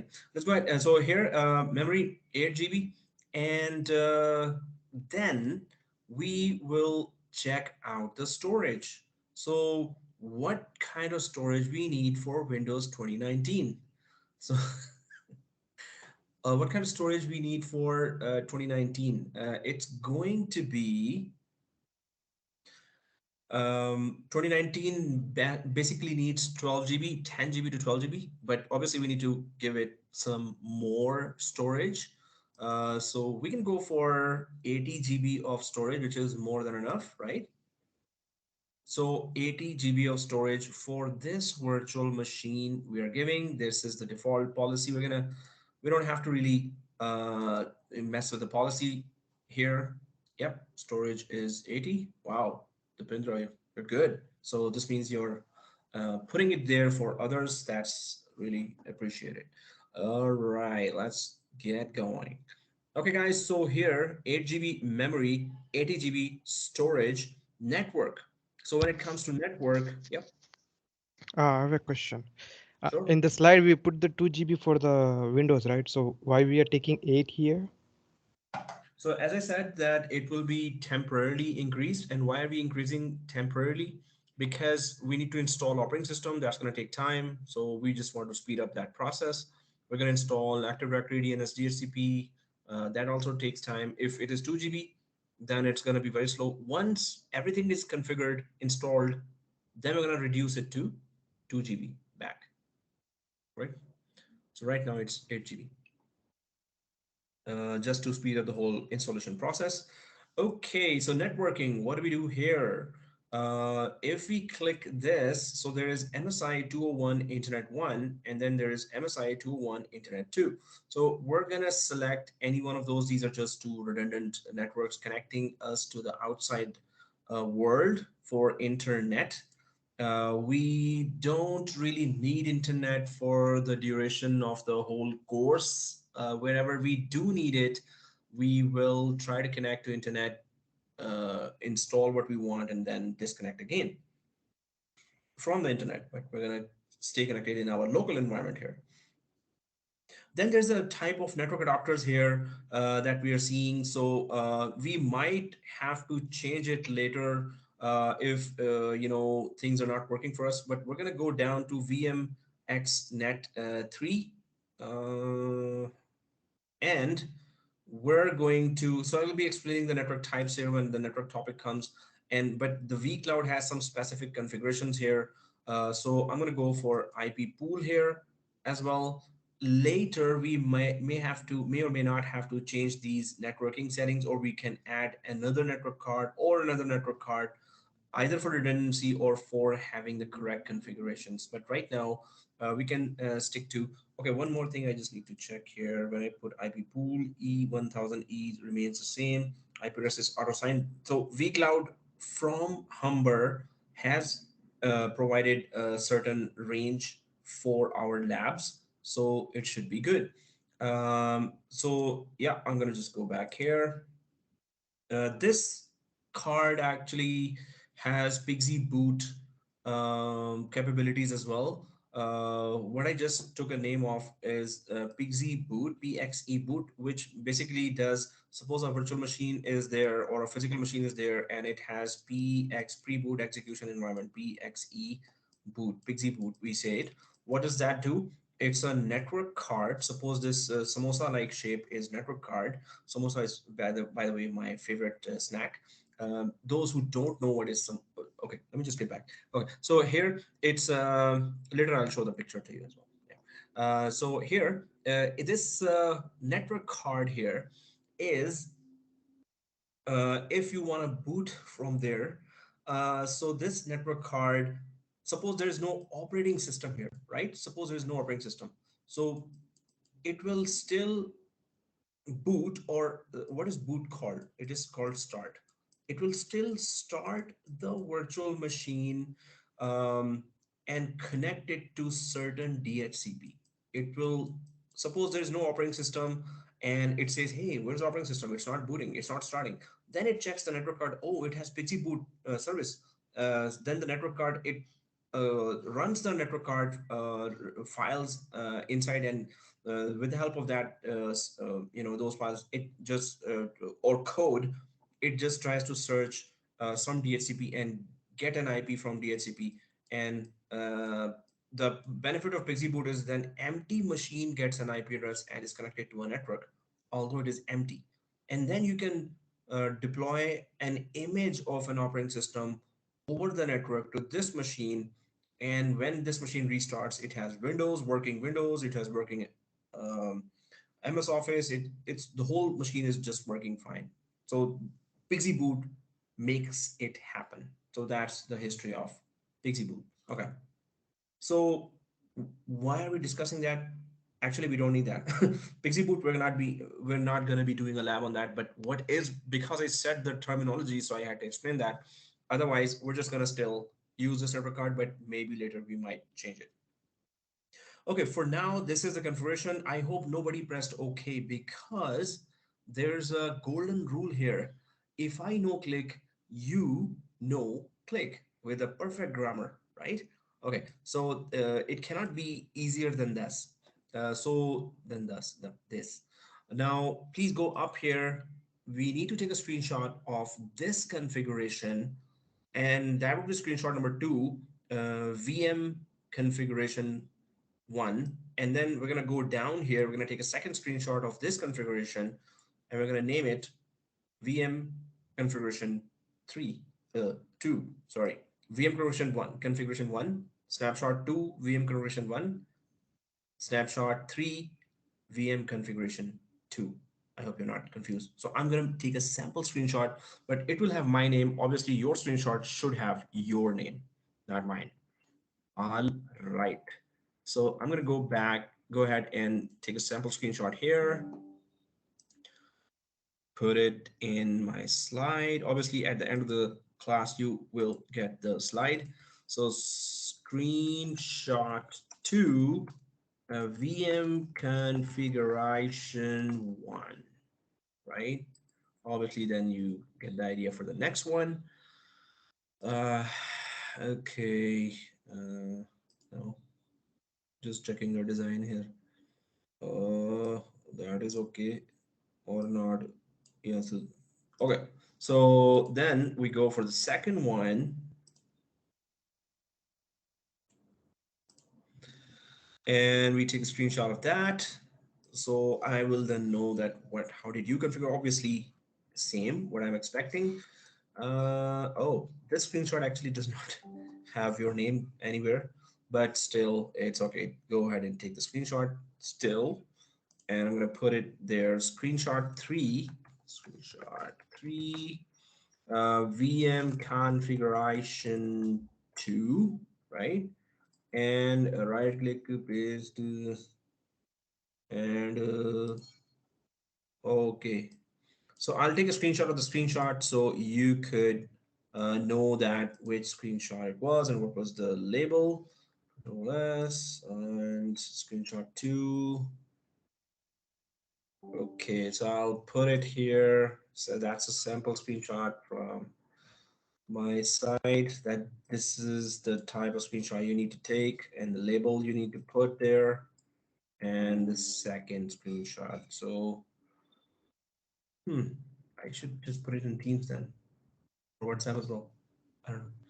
Okay, so let's go ahead. Now we're gonna press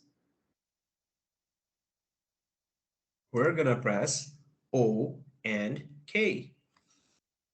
Okay. Remember, I no click, you no click, right? But I just clicked. So you click. Oh, seriously? Now see the magic here, guys. I see, ICU. I was gonna say that, but ICU was a chat program way back. ICU. Hey, are you on ICU? Okay. Oh, seriously, that the other meaning of that, I should not even say that. ICU. Ugh, scary. Okay. So I can see all your machines here, but can you see other machines? Can you confirm that? Can you see anyone else's machine? No. Okay. Thank you.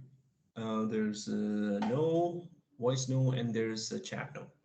Okay, so thank you guys for confirming that. Um, and but yeah, you can then see my screen where I see you. Oh, okay. So anyway, done. Oh, all are done. Wow, man, vCloud is good. It literally sucked. I mean, 5 years ago.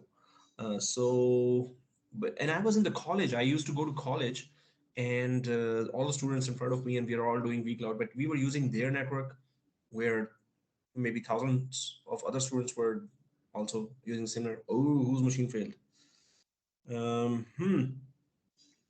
20504.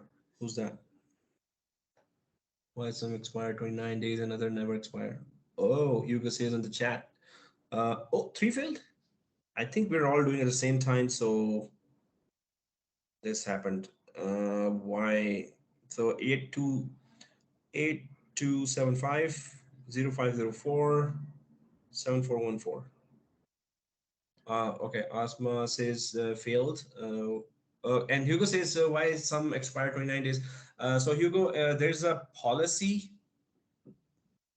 in place for different students. Maybe the VIP students who paid double fee in for the fee that you paid, maybe they paid double fee. Maybe they have rich uncle like Bill Gates kind of uncle. I'm just kidding. I'm going to ask why is this, because I have no idea. Oh, four failed, guys. I think we all created at the same time. Maybe that's the case, but those who failed, can you create the machine again with the same configuration? Do you remember the same configuration? Can you retry that? Is there an option for a retry for that failed machine? Mine says 6 days. Hugo, did you pay full fee? I'm just kidding. Yeah, I'm sure you did, but I'm just kidding. So, oh, 6 days. Manjinder, see, come Yeah, on, mine guys. was saying 6 days lease. Okay, Yeah, so guys, 6 days. yes, that's what I was explaining before, that there will be a lease time showing, and um, rent over Shall use. shall I have to delete this one first? Okay, so uh, I'm not sure if you see a retry button there, but Yeah, if you I can don't, see a delete button. but not retry anywhere, like this could try to create again. Anyone who had failed, I do you can see a see retry? power on and force recustomization. Force recustomization. Yeah, Hmm. power on and force recustomization. Oh, okay. Only those two options are there. Okay. Renew lease. No, Um, no, do you mean renew lease lease? is when 6 days are over, then renew lease. Because this, it can try to recreate the machine. And yeah, why does it show why it failed or what failed inside? Can I see that? I'm gonna quickly see that. Oh, there you go. Compose virtual machine, the Crispin's machine. Oh, I can see the names. Okay. What happened? Unable to perform this action, contact your cloud administrator. Guys, those who got the error, can you copy these details and send to your Humber technical support? Those who were not able to, but yes, Asma, so try to recreate the machine by after deleting it if you don't see any retry or recreate option. Then I hope you remember what options we chose. Exactly choose those and try to create another virtual machine, right? If the second one fails, then you guys need to show this error, because you will see that error too. Uh, Show this error and email it to the cloud administrator, right? There's a reset option if it works. Yeah, Saif says there's a reset option. So try to click that if it's not too late already. Otherwise, go ahead and recreate the machine, right? Uh, so only four failed. Why? Oh, five. Serious. Six. So guys, oh, Asma is, hey, Asma, it says, are there two Asmas here? Because it says succeeded here. Hmm. Okay. Strange. Um, Mine failed and recreated. Okay. Dipendra says, Dipendra, did it work? Recreation?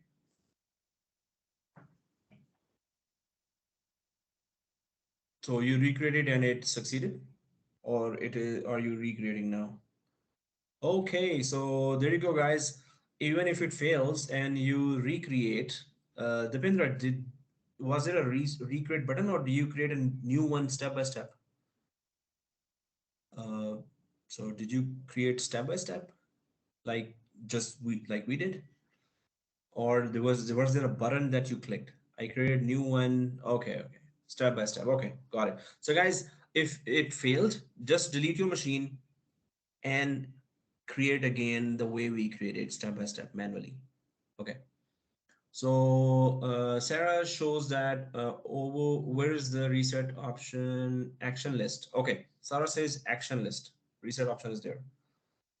Okay, guys, so I can see all the machines. I need to search mine, so I'm just gonna go for my name here, Humber, and that is my machine, and 88 GB storage, 8 GB memory.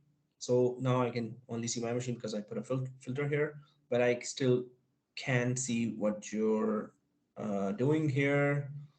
Abdullah's machine failed. So your machine succeeded now. Okay, good, good, good. So it's kind of try again, guys. I'm not sure why it's happening. Hey, you guys are showing VApp and all others are showing VApp, but some are showing VM only.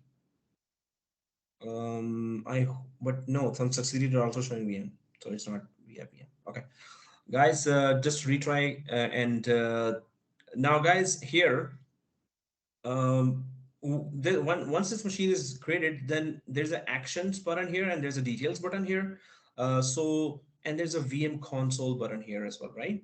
Okay, so if I click the action, so there are many things here. Power off. So first of all, is it powered on automatically or not?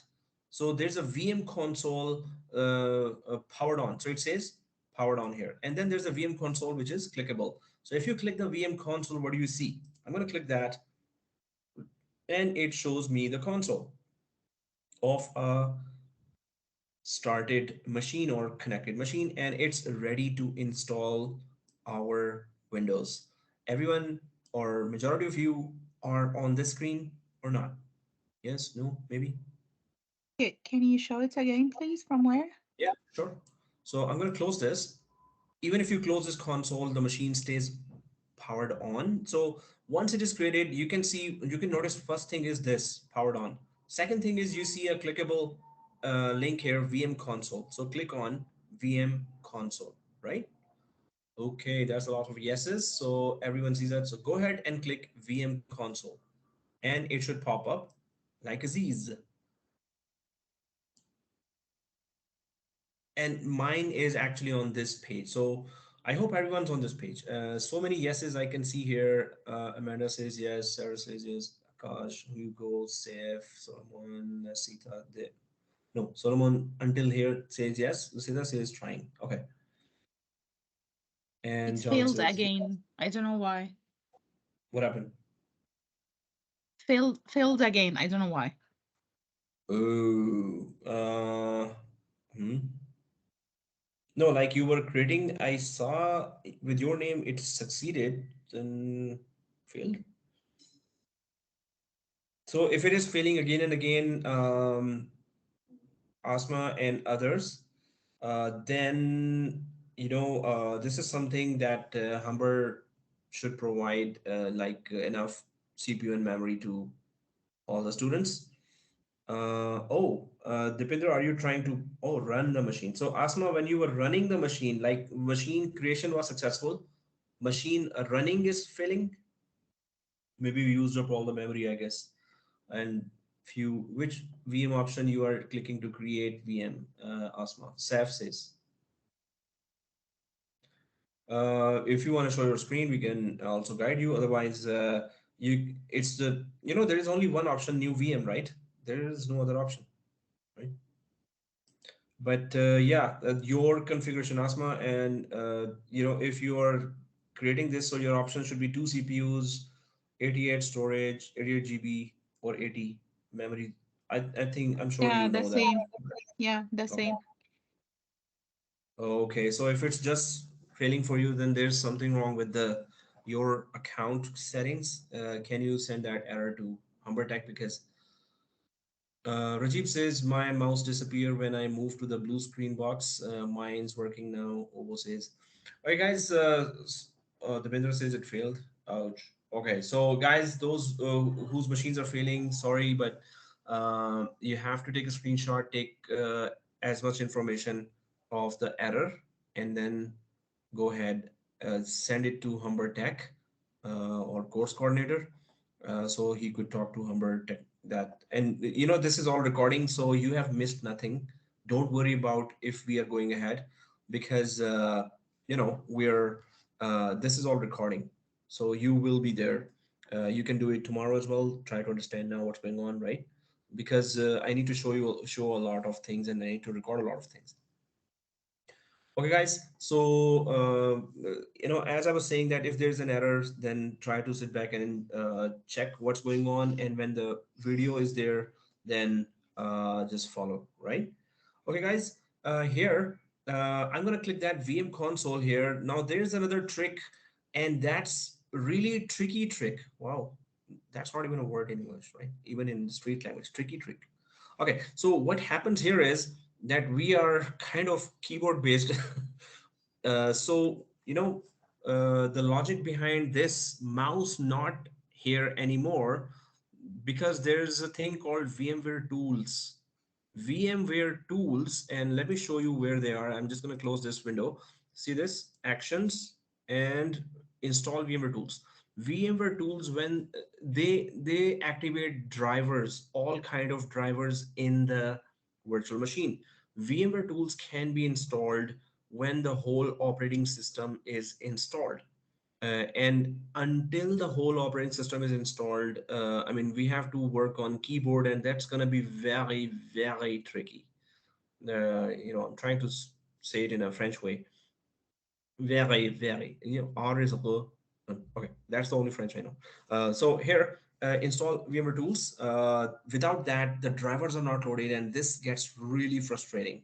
Um, so I'm gonna click VM console, and now what I'm gonna do is, um, I'm gonna just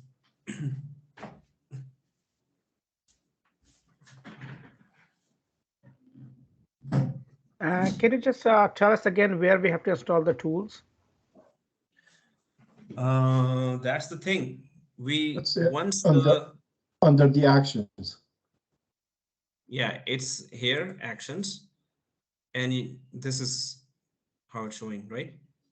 If I click it now, I mean, there is no operating system where it will install, so there is no benefit of that, right? Unless they have changed the technology, and even without an operating system it gets installed. Otherwise, if an operating system is there, then only it gets installed. Even if you click that, it's not going to be of any benefit. So guys, it's going to get tricky from here.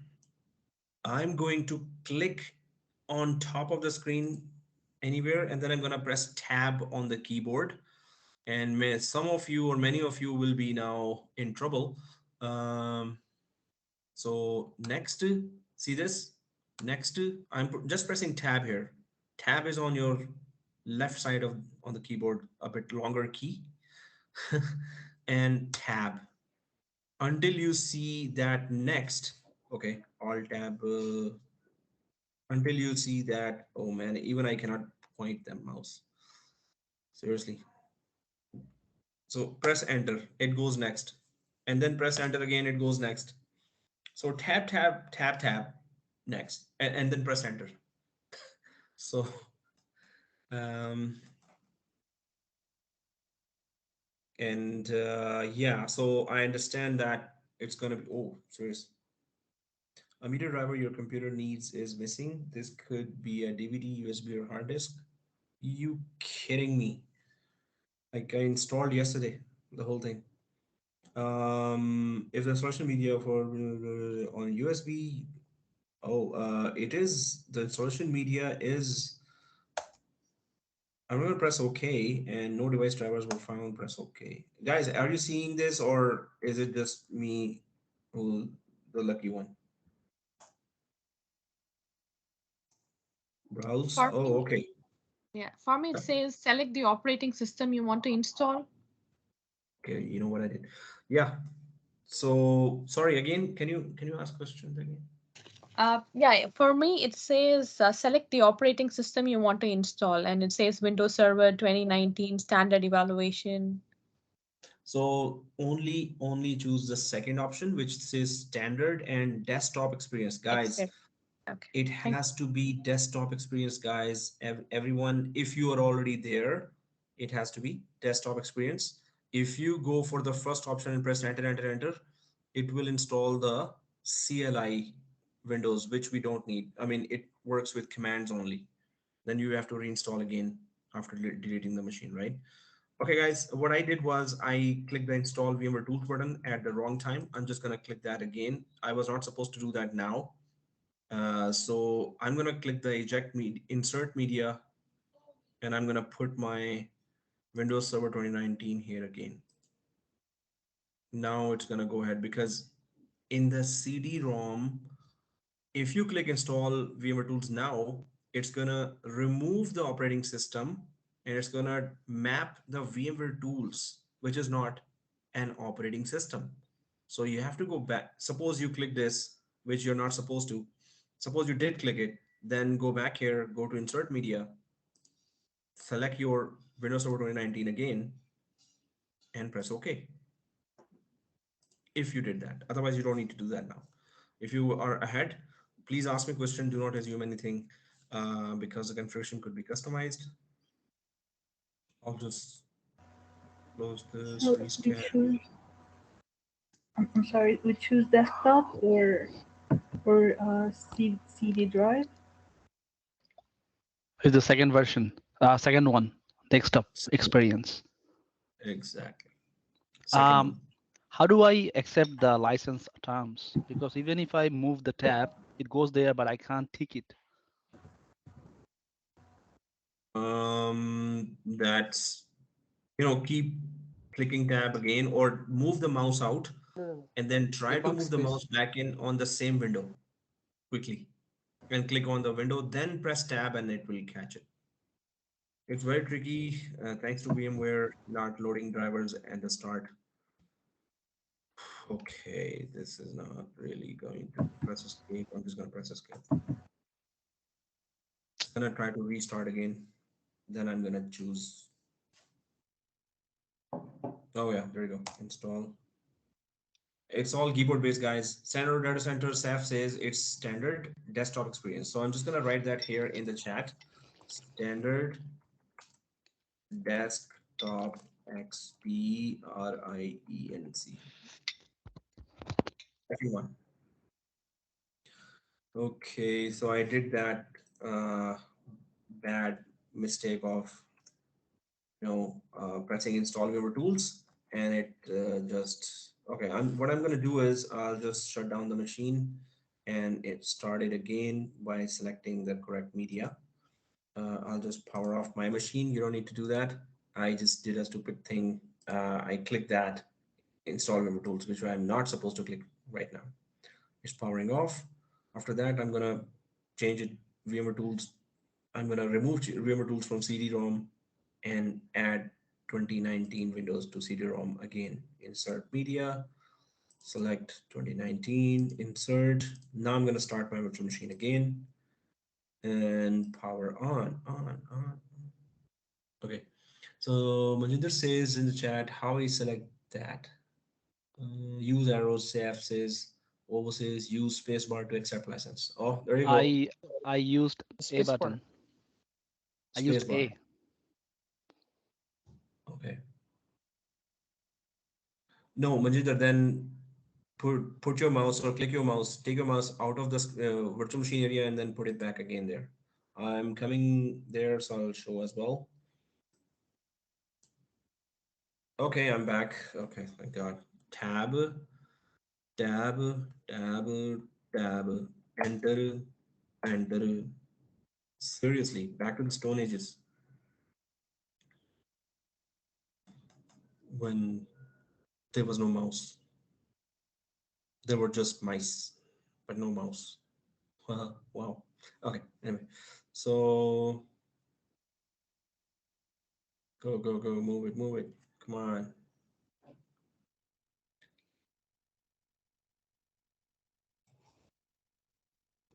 So John says use tab, then spacebar to accept.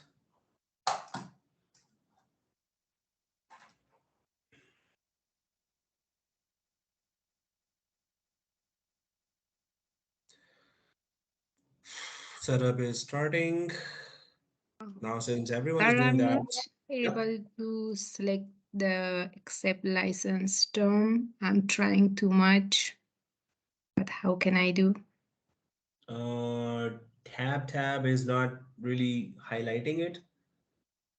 It's highlighted but not selected. Oh, Yeah, spacebar. yeah, use spacebar to select it. Spacebar. Okay, thank you. Okay. It's asking Okay. me upgrade version or Customize. customize. Okay, The second one. thanks. Customize. Welcome. Do we select upgrade or custom? Custom version. Guys, everyone, custom. Custom version. Setup is starting. Okay, you know what? My machine was started first, so it was fast. Now, after everyone is working, now when I'm starting the machine, so you guys have all taken my RAM, my share of RAM from underlying Humber hardware. So that's not fair, you know. So there's a new rule in the class that if you cannot be ahead of the teacher, right? Or you will lose 20 marks from whichever lab is this. Okay, so I'll just close your machines and just kidding. Okay, yeah. Hmm. Excuse me. Yep. Hello. Yes, please. So, Yeah. I don't know, is it right or wrong? I have got a screen like choose an option, like first it troubleshoot, second it turn off your PC. You have two options. At Yes. what stage? Is it when you I selected? was trying to, yeah, Mhm, that time I was trying to select the operating system. mhm. I don't know what happened So, on that stage. like, then press enter once you have selected, like down arrow key to select or up arrow key. Yeah. The second one, Yeah, then press enter. yeah. I was trying to choose the second one, but I was Okay. unable, but I don't know what I pressed so that time. Now Uh-huh. the screen come having two options, troubleshoot or turn off your Oh, PC. okay, okay, okay, okay. Yeah, see this? Oh, okay, my screen is here. But what you can do is um, click here actions and power off your machine. When it is fully powered off, then simply power on again and well, yeah, start over. I'm Like trying. then, the same options as before. Let me know if it worked. Okay, so guys, I'm on standard version, so I'm Hello? just gonna go for standard evaluation desktop experience. This one. Yep. Anyone? Yeah, it's my console now is showing like a black screen. It's VHCP. After what? Did you select anything or was it just No, I installing? just I powered it off, then on because I also installed the media when you said. Uh-huh. But when I tried to power it on, it's not giving me the blue screen like it did before, Oh, and it's so what you can do is again power off like this. Once it is fully powered off, then go to insert media again and okay. make sure that suppose I go for insert media here, make sure that when you click this, it shows here as well, right? Sometimes we Okay. click it and we assume that it is selected, but it is not selected. So make sure double click or triple click it. when it is selected here or showing here, then only press insert and then power on. So power off now and do that again. Okay, thank you. Okay. Okay. And guys, I'm on this desktop experience and I'm gonna press enter now. It goes again.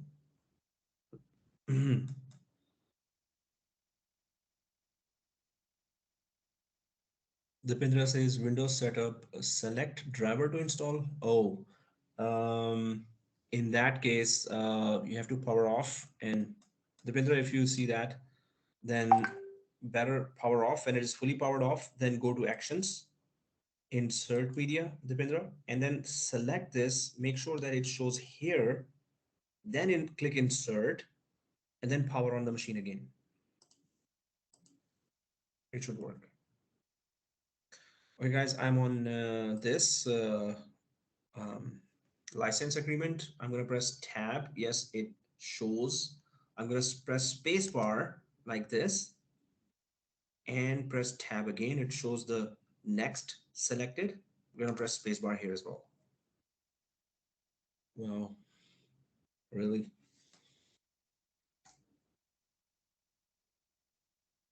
We're going to have nightmares of mouse not here.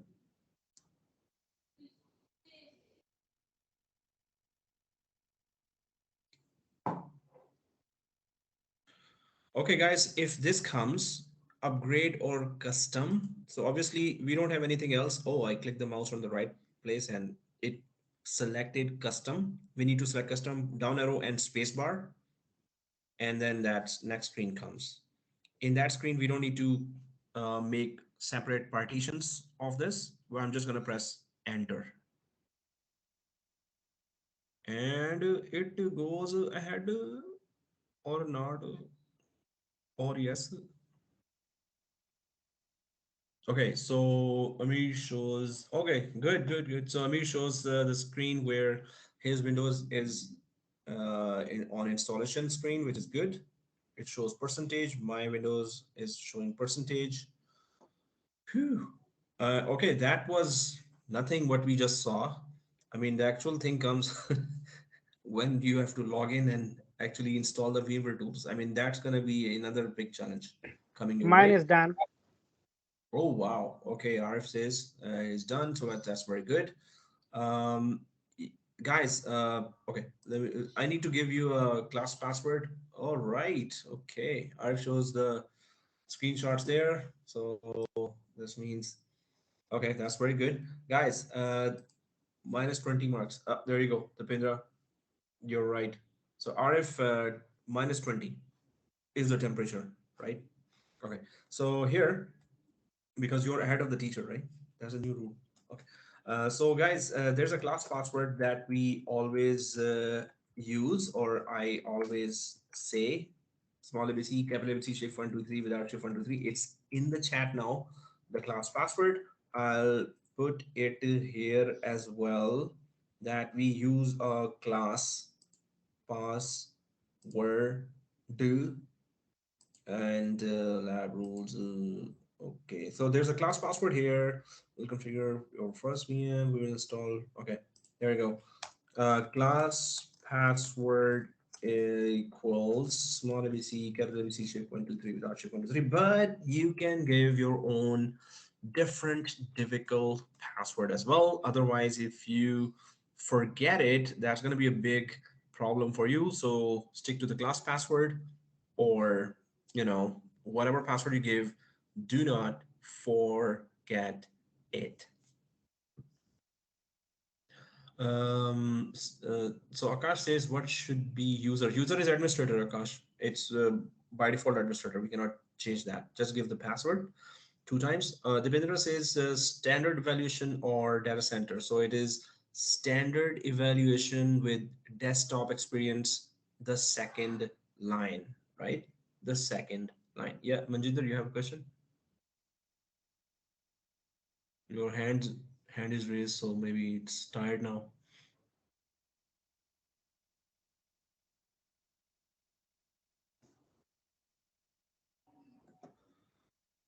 Okay. Oh, my screen was pretty much there.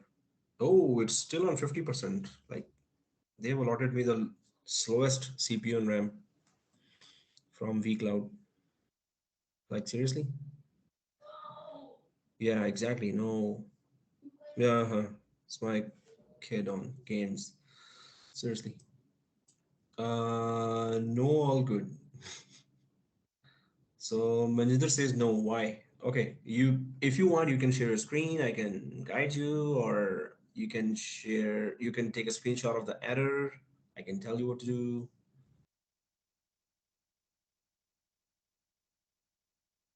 because we're kind of waiting for this to finish.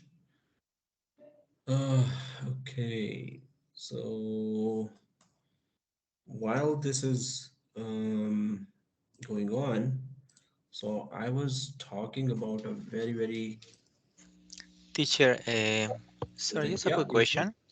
Sure. I was able to obtain a old server, Mm-hmm. and just I wanted to try this on the server too. So I don't know if you have a Yeah. link or a video where we can probably download the VMware, so we can, instead of use the vCloud, use this on a physical computer. Yeah, I shared that my previous batch video. So in WhatsApp, I'll just share that again, and Oh, that okay, shows step by step how to configure everything in your machine, okay, with all the steps. perfect. So Thank I'll you very just share much. you. No problem. Welcome. Thank you. I'm just going in WhatsApp way up where I shared that and grab that link quickly.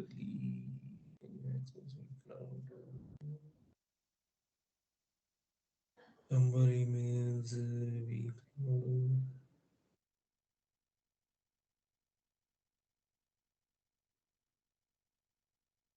oh yeah. So there is. I'm just putting that link in WhatsApp again. That is, you may follow previous class VMware Labs on my YouTube channel here. So I put that YouTube channel link where I put all my other courses as well. So you can go there and check exactly this VMware Lab, how to configure it in your own physical machine. All Okay. right, Thank you, teacher. you're welcome. Okay, guys, so this is finally reaching. Oh yeah, I forgot to say what Paul says. If you like this, so please, click subscribe, share, comment, like. Four things: subscribe, share, comment, like. I'm trying to remember that right now. Mine Yeah. mine Windows is installed, but it's still cursor is unable to click Yes. Windows. Oh, yeah, it is because the mouse is not there, and I'm about to show now because my Windows is nearly installed. So when we log in, guys, then I'm gonna show you how to install VMware tools. So everyone try to reach the, you know, try to log in at least, right? Once you're all logged in, then I'm gonna show you how to install VMware tools without a mouse. Seriously. Can't believe I'm doing that. Okay, so and then save says, don't forget to click the bell icon. Oh yeah, Akash says, don't forget to click the bell icon, guys. Okay, what else? Save says, hit a like button and don't forget to subscribe and hit that bell icon. Oh, okay. I can say it that way as well. Cool. The screen saying press Alt Control Delete to unlock it. What does it mean? Oh yeah, see this? See this? Oh, I'm there now. Control Alt Delete. So go ahead and click that. It will show you the username and password screen. I'm pretty much there now. And you can just put the password and log in. So I'm going to show you now. Okay, guys, so I'm here and I'm going to put that password, class password, small abc, capital ABC, shift 123 without shift 123. Again, small abc, capital ABC, shift 123 without shift 123. You know, when we were in the college, in the actual class, we used to have a lot of fun. And the final day or the second last day, we would all bring something big party for everyone, potluck something. Okay, anyway, so no, I'm not suggesting let's do that. Okay, let's go ahead. So let's click tab. I'm on finish. I'm gonna press spacebar. Finalizing your settings. And now I need to log into this, right? So hit a like button and don't forget to subscribe and hit download. Okay, yeah, I'm just remembering that, memorizing. Okay, so hey, you're making me say that. I didn't say that. Okay. Finalizing your settings. Seriously, I mean, this used to happen before when we were doing that vCloud way back, many courses ago in the class before pandemic, in Humber College. So because we're all using the underlying hardware together now at the same time, so it would just, whoever starts last gets hit with the slowness, wishness, slowness. Yeah, this class is full on fun time. Yeah, studies should be fun because very complicated configurations are coming your way. So it has to be fun and easy. Otherwise, we're like snoring right now. Even with that kind of fun and jokes, in one class or one guy used to sleep within 1 minute of my lecture. And especially on the best joke, we would hear him snore, and we were all like, first time we were looking here and there, where's the snore sound coming from? Somebody put a ringtone or something. Then we saw one student was just sleeping, and it was insult to my jokes, right? So I was so hurt that, hey, that was so funny. You're sleeping on my jokes, come on. I should have cut his marks. Okay, anyway, so let's go back and okay guys, here control alt. Hello. Yeah, you're saying. In my one, I cannot type the password. It's not typing. Yeah, so see this. Okay, I'm gonna put Control Alt Delete here. I'm gonna see that screen now, and okay, wow, start slow, serious. Another So 50 should minutes. I press the Control Alt Delete and try? Yes, go ahead and click Control Alt Delete, and then click on the screen. Imagine that your mouse, try to go until you can pretend that your mouse is exactly on the white screen there, and then start typing, and it starts typing most of the time. Okay, Okay. cool. And it's not accepting typing the password nor control B. That's Sarah is saying that. Sarah, you could try to take out the mouse like this and then go to this area. Imagine that you're there, click it, and then try to start typing right away.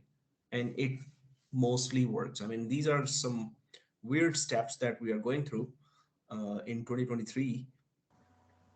And Abdullah says another 50 Yeah, marks for when I start typing, will it show like dots or asterisk or just the cursor won't badge?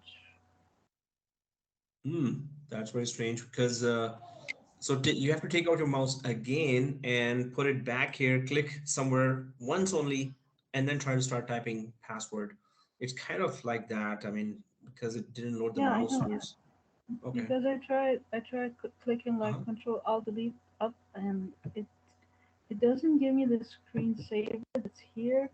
It still gives me like the blue screen, and the mouse won't come over it. So it's just confusing to me. Mm. For me, I Um, pressed hmm. I pressed tab the tab button twice, and after it highlighted the password again, I started typing it. It worked. Okay, thank you for this. So Sarah, can you do that? Press tab only twice because there are some specifics we have to do. Just tap twice. It could be on that exact window and you can start typing right away. So try a different I did, combination. but it's not. I'm on server now, server management. Yeah, server management, exactly. It's so Arif, you just need to, well, I'm trying to go there, but there are some students already stuck. So small ABC, ABC SharePoint, GP, version, enter. As soon as I press enter, it just goes in. So I'll show you now. I'm logging inside, but yes, there are students who are behind. as well? I don't- it's still not working for me. Wow, that's very strange. You Should I know, try click like somewhere in. powering it off and on? Uh-huh. Or you can also restart because now it is fully. It's kind of it's not kind of, it's fully installed. You can try to restart by Okay. going to, that power off, Yeah. Mhm. right? And in the actions, and there is reset here. You can reset, and when it comes back, then try to, because it's gonna take you exactly to the same screen. Okay, guys, here I'm logged in now. Ovo says click on Control Alt Delete on the top, then type password. Okay, good. Maninder says how can I get in? Okay, good, good, good, good, guys. You're helping each other. Very good. Okay, guys. Actually, the tough stage starts here. Um, so I'm gonna try to click here on this one, right? I'm gonna click the mouse over here because I need to reach here. Oh, okay, guys. Before doing anything here, you have to go to actions and install, click this one. So whoever is logged in successfully, you have to go to actions and you have to go down and click this one, right? Whoever is logged in, you have to click this one now. So I'm going to click this one now. It's going to map the VMware tools to the CD-ROM. And we need to reach the CD-ROM through File Explorer, the yellow folder, and then we need to start that exe file. So that's like kind of mission impossible. But Action. yeah, now I have clicked that VMware tools. It has mapped the VMware tools to the CD-ROM of this machine. I need to reach the CD-ROM by going to this yellow folder, right? Action. This is the mission. So I'm going to click right on top of it. Oh, it actually clicks. Oh, up, up, up. I'm going to press tab where it is. Tab, tab. Oh, tab is here. Seriously? Yeah, the moving thing. Excuse me, sir. Yeah. It's asking press Control plus Alt plus Delete to unlock. And Yes. when I'm doing this, it's showing change the user or create new password, sign out, and cancel. Yeah. So cancel. Click the cancel. Yeah. And what And you should I should do? see the actual screen. Now what do you see when you click the cancel? When I cancel, so again, I'm back to the screen, which showing press Control plus Alt plus Delete. You had that screen and you had the option of administration or administrator, but I don't have that option. Oh, do you mean this screen? Yes, yes. From Okay. here, where I should go? Okay. So if I tab, tab, tab, right? So if I press tab here, it goes all the way. But if you come back here, can you click this sign out Okay. and press spacebar? Okay, I'm actually doing that as well. And once I'm out, you should be on this screen. Sir, on the action Yes, I am tab, in this screen. Okay, press Control or Delete. Yeah. Who's saying that? yeah, when I press the action tab, I don't have that option. I have a launch web console, launch VM remote console, download VMRC, um, Yeah. See this? use You're seeing my screen. You're seeing my yeah, I screen. can see this insert media, but it doesn't have in my See this? site. You have to Just go down a little. go down like It's it. it's Oh, hidden okay. like this. Go down a Oh, little. yeah. Yeah. Thanks. Okay. Okay. So if you see that screen, I think Khatira was talking Yes, to you. yes. Okay. So Control or Delete. Do you see exactly this screen? No, What do you see? I don't see Oh, like this administrator you see that screen. blue? Yeah. Oh, okay, okay, okay. Then you have to just restart your Windows because I think you were not able to give the password, so it didn't let you go ahead. So I'm just going to log in again, and I'm going to get that screen. See this? Once I put Control Alt Delete, it's going to actually show me that blue screen. Yeah. Yeah. So I click anywhere here, tab. Oh, okay. Task Manager. Seriously.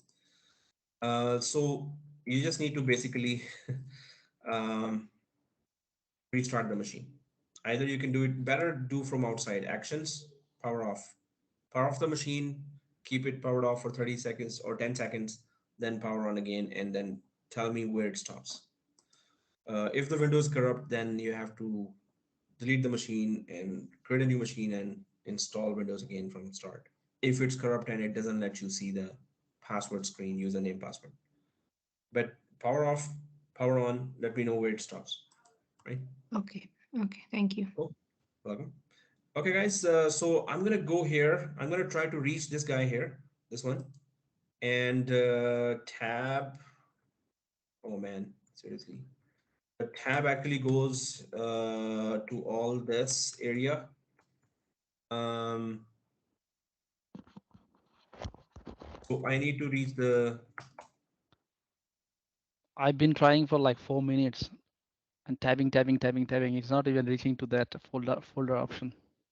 Oh man, no. It does. Let me show. Um, Teacher, won't work Control E? Control E. Well, that's not usually to get the Windows Explorer, no? No, Control E Shortcut will will actually shortcut works? like Control E will work on your laptop, but not inside this machine. Oh, I see. So there's another thing. I'm pressing Control Alt Delete here, which will give me that blue screen again. This one. Oh, and it's just selecting Task Manager, more details. So if you click Control Alt Delete here, so frustrating without mouse. And the good thing is this is only Windows we're going to install. The next one would be all hypervisors. They are good. Tab to Windows button, minimize it. Okay. Oh, Saf, which step to install? See this? Go to actions and here go a little down and click this. It's up, go down and click this. Right. Okay, guys, I'm on a blue screen here, and this blue screen could also take us to. Oh, it just clicks the task manager when I just click the mouse over the screen. So oh, it's on the task manager that I can use. I'm on more details here, right? This more details. I'm pressing spacebar. It goes up. I can open Explorer through this, right? Task manager. And there's a file. I'm gonna press tab. Yeah. Press tab. Try the alt. Alt tab. Maybe the alt. Oh wow, it's on the file. As soon as I type alt, um, and right arrow key here. I think I have to connect to use students machine and do that for everyone. Those who are not able to do that. File. As soon as I press alt, it selects file. Then I press down arrow key, up, down, and right click. So run new task. This is where I wanted to go, and press enter. Now there is explorer.exe. That no, not explorer.exe. Was it explorer.exe? For Just what's the Explorer, that's it. just explorer? Okay. Enter. Oh, yeah. Whew. There's a mouse.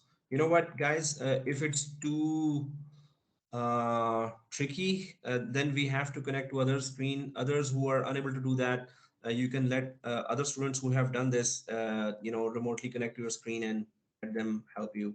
But this is very tricky stuff. And Alt tab, I'm just going down, down, down. I'm going to right click this PC, then down, down, down, down, then right arrow to go in the CD-ROM.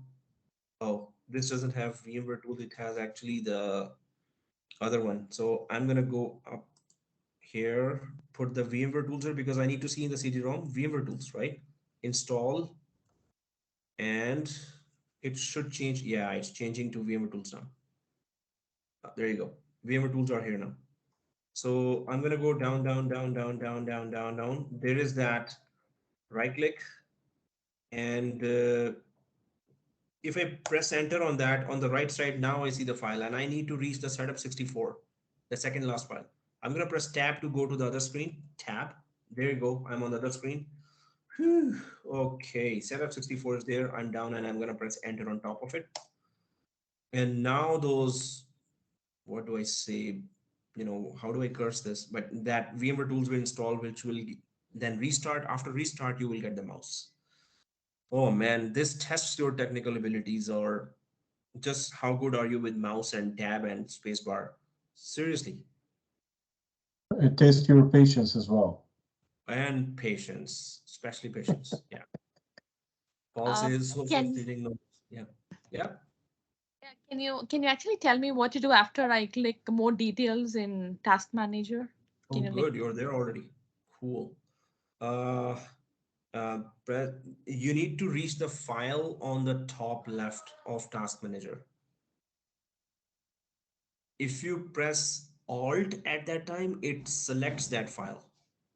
That's the thing that happens. So if oh, okay. So I got a pop-up here down below, the pop-up that is, going to the screen. Alt. Wow, Alt actually selects the upper tabs, which is very good. So guys, the pop-up is there now, and it is, I need to reach that pop-up, and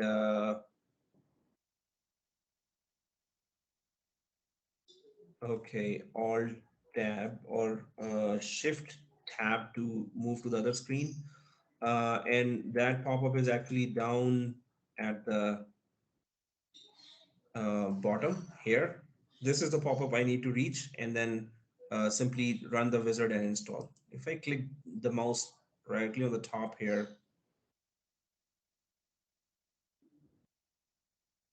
When I press the Alt Control Delete on the keyboard, it's one window pop up and it has a mouse on it, and we can go anywhere. Can you tell me if you press it? I'm Um, pressing this now. Yeah, you were saying?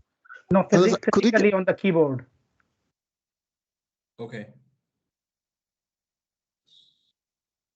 hello, sir, can you please go back a bit? I kind of got lost at when you went to the tax manager, so I don't know where to go from there.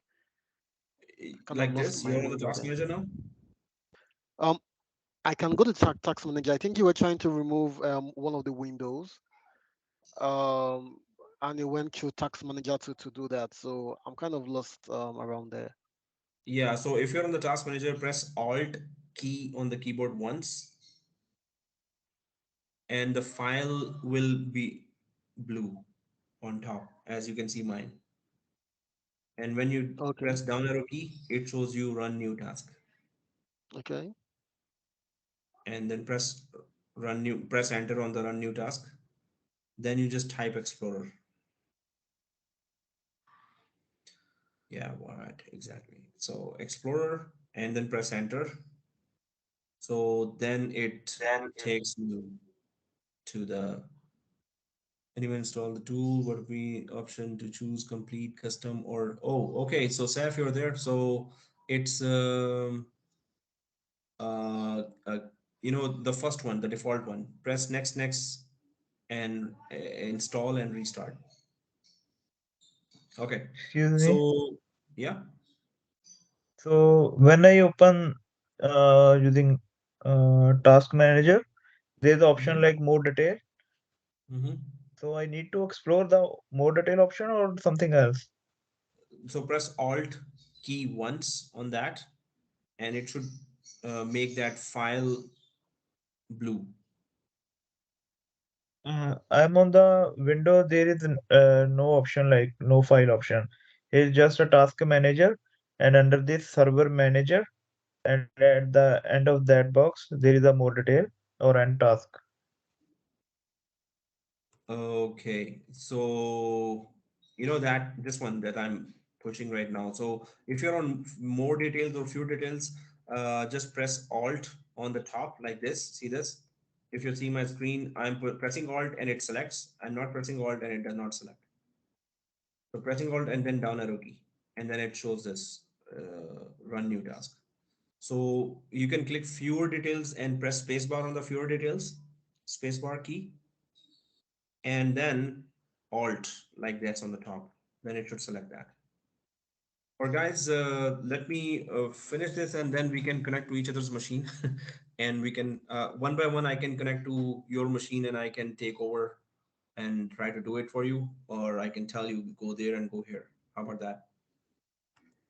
Any one correct working example should be there. So let me go ahead, and I need to reach that below screen um, once. So I'm just going to press escape because there's a pop-up bar waiting for me. Saf, how are you able to go to this one, this space bar?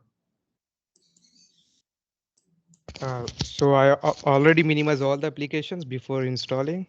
Then when you are Okay. on desktop, when you hit tab, you will go to the Windows icon down there. Then I started navigating using arrows. Yeah, Yep. this one, right? Yeah. Yeah. So, oh yeah, then press minimize. Exactly. This minimize as a server manager here. Yeah. So This I minimize every application. and when I press tab here or press space, okay. Oh, what key you use to click that? You get the minimize window. So I'll when you just. hit the tab key first, it goes to the file option on the top. On the file, it's like minimize, maximize, restore, all those options. So I Oh, select, okay. yeah. Wow, thanks, man. Oh, I'm on there. I'm on top of that. As soon as I close the taskbar, that pop-up window is the next one. So it took me right there. So guys, if the pop-up you are seeing here is showing and you have a taskbar in front of you, then simply close the taskbar by going to file and then click exit. Press enter on the exit. As soon as the taskbar closes, the pop-up window appears right away, and I just press enter. uh, okay, enter or tab, next, enter. This typical is okay, or spacebar. Okay, it's not taking Can any. you see the path, like the path for this one? Pause. Where this software is, the tools is. Oh yeah, the tools is here. Okay, let me just restart because now I really need the mouse. Spacebar. Oh, thank God. It restarts. After it restarts, you get the mouse, and then we realize the importance of mouse, and we're gonna be looking at our mouse with a new respect, right? Okay. So, oh, it's still installing. Anyway, your question was, oh, okay, there it is. So I'm gonna press space bar again. It finishes, and then it's gonna ask for a restart.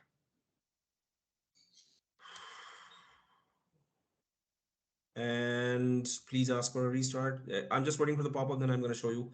I was gonna click on actions to show you and then go down to install Vivo tools. It's not popping up for the restart. I don't know why, but it's installed, which is good. So I can even restart from here because it's installed. If it doesn't pop up for a restart, or I clicked it before and cancel it by mistake, so I can just click here and just go tab.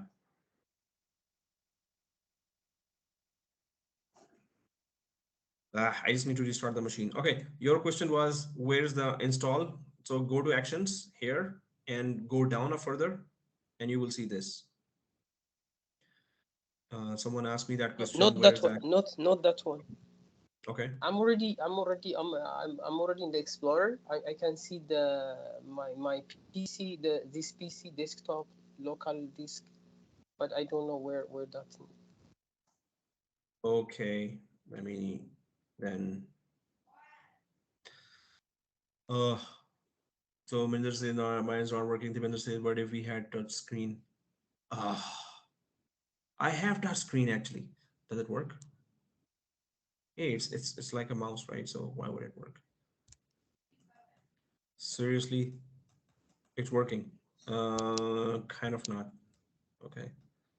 Okay, guys. So let me just restart this. I was trying to help, and then it really messed up for me as well. I just need to restart then I will get the mouse, and then I want to help everyone else so we could all get out of this and move further. So let me just figure out the restart thing. Okay, I'll close all the windows here. Close. And then I'm gonna try to, hooray, got the mouse. Oh, Saf got the mouse. Okay. So yeah, we're gonna have a picture of mouse hanging on our Okay, walls everywhere. Yeah. the teacher, from there, just close everything and you will go to Windows and you will run from it, the Explorer. Okay. Just yeah, just close all the windows. It will take you to the Windows logo. Okay. Just tap until you close everything. It will take you to the Windows. Cool. It keeps That on. it did work for me. Okay. I'm just, I was working on this before and I was able to go quickly, but now when I'm actually trying to show you all, so it's giving me issues, and I'm also forgetting. So it keeps on popping up the screen. I've pressed OK, and it should go away. Oh, it was events that was popping up again and again. Okay, now Alt takes me where? Alt, no. Guys, I'm in the tab loop again. Uh, where does it show this? Yeah, it was fun. No, it's not. Ah, welcome to VMware. Oh, okay. It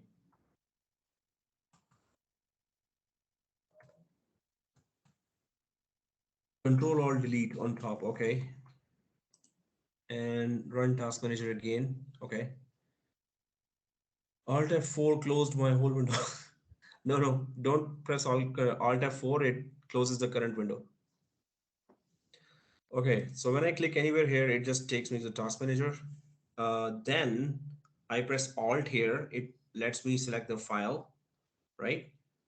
And from here, new task. Hey, can I just restart the window from here? What's the command for that? I think it's close, exit, or restart. Or I can just go CMD. And once the CMD starts, I can go PowerShell and simply type restart computer. That is also a way, right? CMD, and I pressed OK. So one day, Monday or Sunday, it's going to start the command. Okay, there's a CMD. Whew. Okay. And then PowerShell, if I type PowerShell, guys, it's all recording. So, and restart dash computer, it better work. Come on. Enter. Thank God. Okay. Like I said it too soon, but as soon as it restarts, I'm going to say, thank God. Hey, I pressed enter. Did I?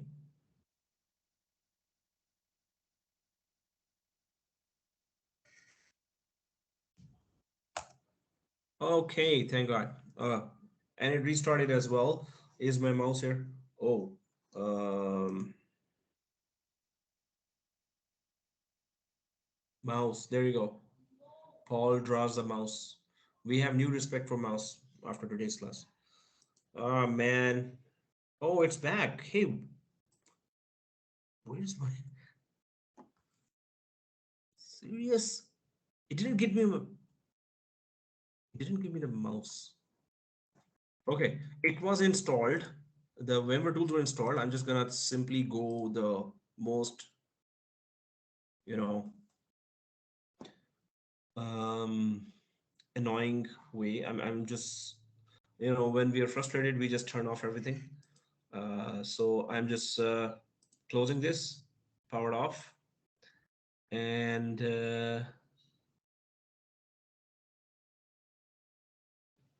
then it's powered off, and I'm gonna power on, and I'm expecting the mouse to be there. Otherwise, I'm gonna throw my laptop outside the window, and I will actually be down there to catch it. And VM console.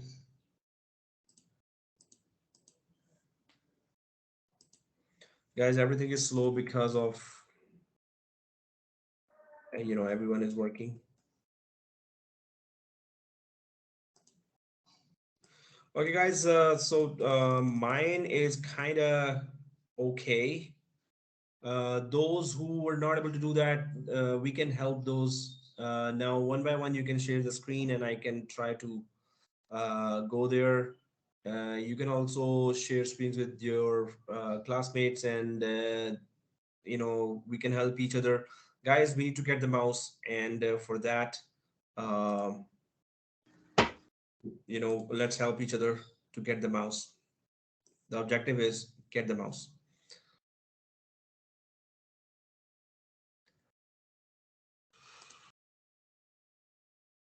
Let me see if it shows me the mouse.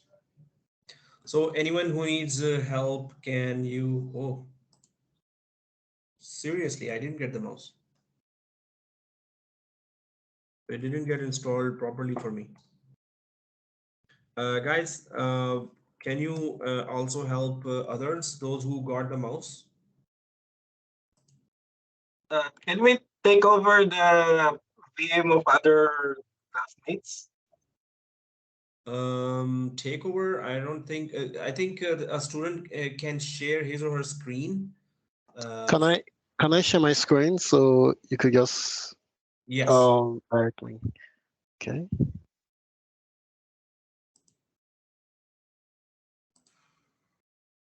What happened? I installed the whole tools, but I was trying to help others, so my own machine was not good. Okay, so here, guys, who's sharing the screen? I'm sharing. Should I stop sharing? No, no, share and show what you want to show. Okay, so I Or, just want or to. yeah, So you have an this is issue. where I am on Okay, the Explorer. okay. So I'm trying to go to I think the PC. Yeah, right click, right mouse, click the right mouse button. Okay, It will expand what? that. Okay, just working on it. Oh yeah, it is dead slow plus it's going to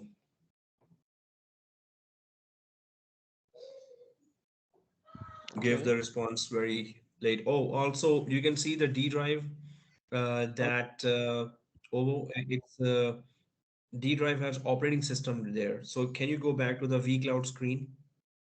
Um, I should go back to the vCloud. Yeah, vCloud screen. Okay, this one. Yeah, this, Okay, and go to actions actions. Yeah. and go down to on the right side. Yeah, and install VMware tools. Click that.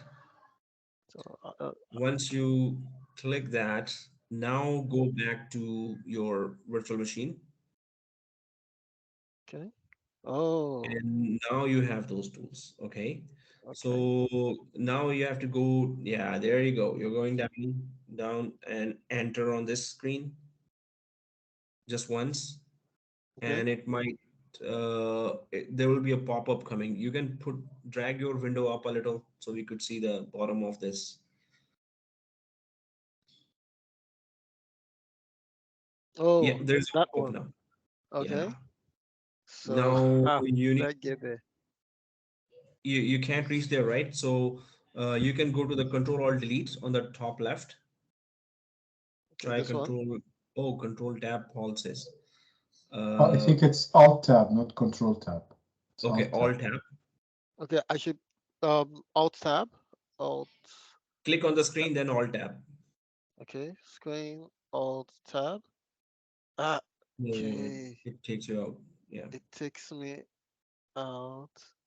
Okay. Like that. Go down. Okay. And yeah, so Control Alt Delete. Go there. Okay. Okay. Go back On to the top Alt. right. Yeah. Yeah. Click once and wait for one light here to have the screen blue, where you will see the Task Manager option. Oh, seriously, my kids. Okay. So yeah, Quite slow. I think it's, let's make it 2 light years. Like seriously, I could go to Tim Hortons and come back with a coffee. So uh, okay, if it takes that much time for each user. Okay. Oh yeah, there you go. Woo! Made it. So go to Tears of tax. happiness. Okay. So you click on the screen. I think it selects the task manager for some reason, always. No, okay, tab, task manager, and spacebar or enter. Yeah. And well, on the now, yeah, another light here, and it's gonna open the task manager. The point is, when you go to the task manager, you need to close it, and that pop-up screen will come back to you. That pop-up screen, Okay. and then you click next, install and Okay. restore. Understand. So that, Okay. Okay. that So oh, okay, it's you will be here. able to, yeah, alt, Alt. press alt, Yeah. yeah, down arrow key on the keyboard, Down arrow and exit. exit, enter or spacebar, Okay. and that screen in the background pop-up should appear when it decides to Let's vanish. close that. No, don't click anything else, Okay. because automatically the pop-up screen should appear in the background. That's how it appeared for me, but I took so long for each step that I was like, I have to do that again, whole step on my machine. So guys, this is Stop recorded. So sharing. Where was it? oh, the pop screen did not. It didn't. It's Okay, still then there, you but have to open the task manager again, or as guys are saying, their alt space, hit alt space. Saf is saying alt Now space. you can hit escape to remove that message, then hit alt space, then you can minimize everything. Okay, okay. press escape to remove this message. Oh, there you go. Yeah, Woo. just minimize. Yeah. Down arrow, enter or space.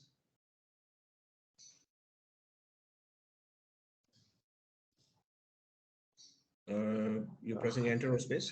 Yeah, I've pressed enter, so it's just slow. Oh yeah.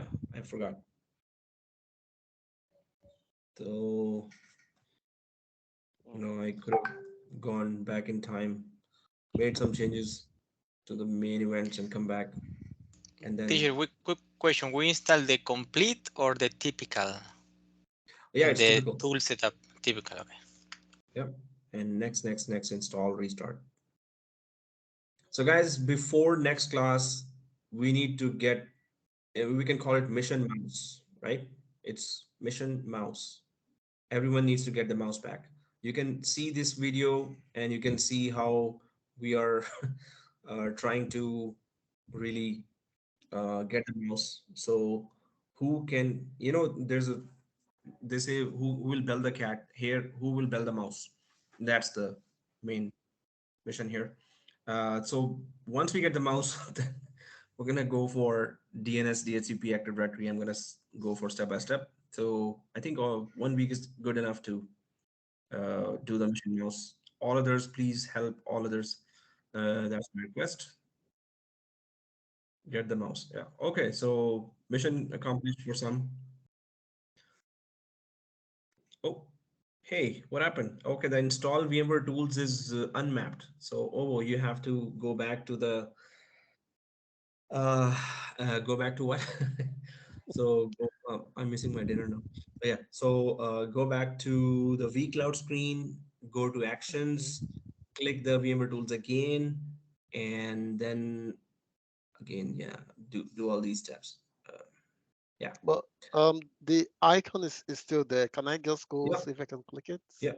Now it's good. I don't know how to close this one now.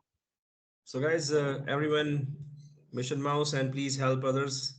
And Ah, before next week, before next class, next Thursday, we all need to have our mouse working. Can I share screen? Yeah. ah, I need help.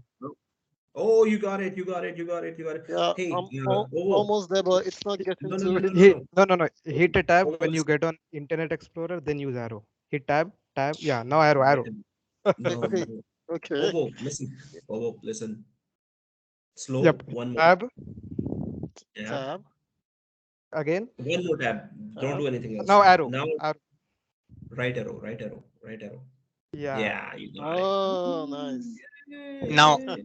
yeah, there you go. Yeah. Enter and tab, Okay. tab. Good Next, press job. spacebar. Yeah. Now, how Nice. did you get that? Yeah, I'm Press just spacebar. lucky. I don't know what happened. Oh, there you Just go. Okay. install. Yep. Guys, we need luck All as right. well. Thank you. I'll stop sharing now. Okay. And it will Uh, ask for a restart at the end. Yeah. can I share my screen? Yes, sir.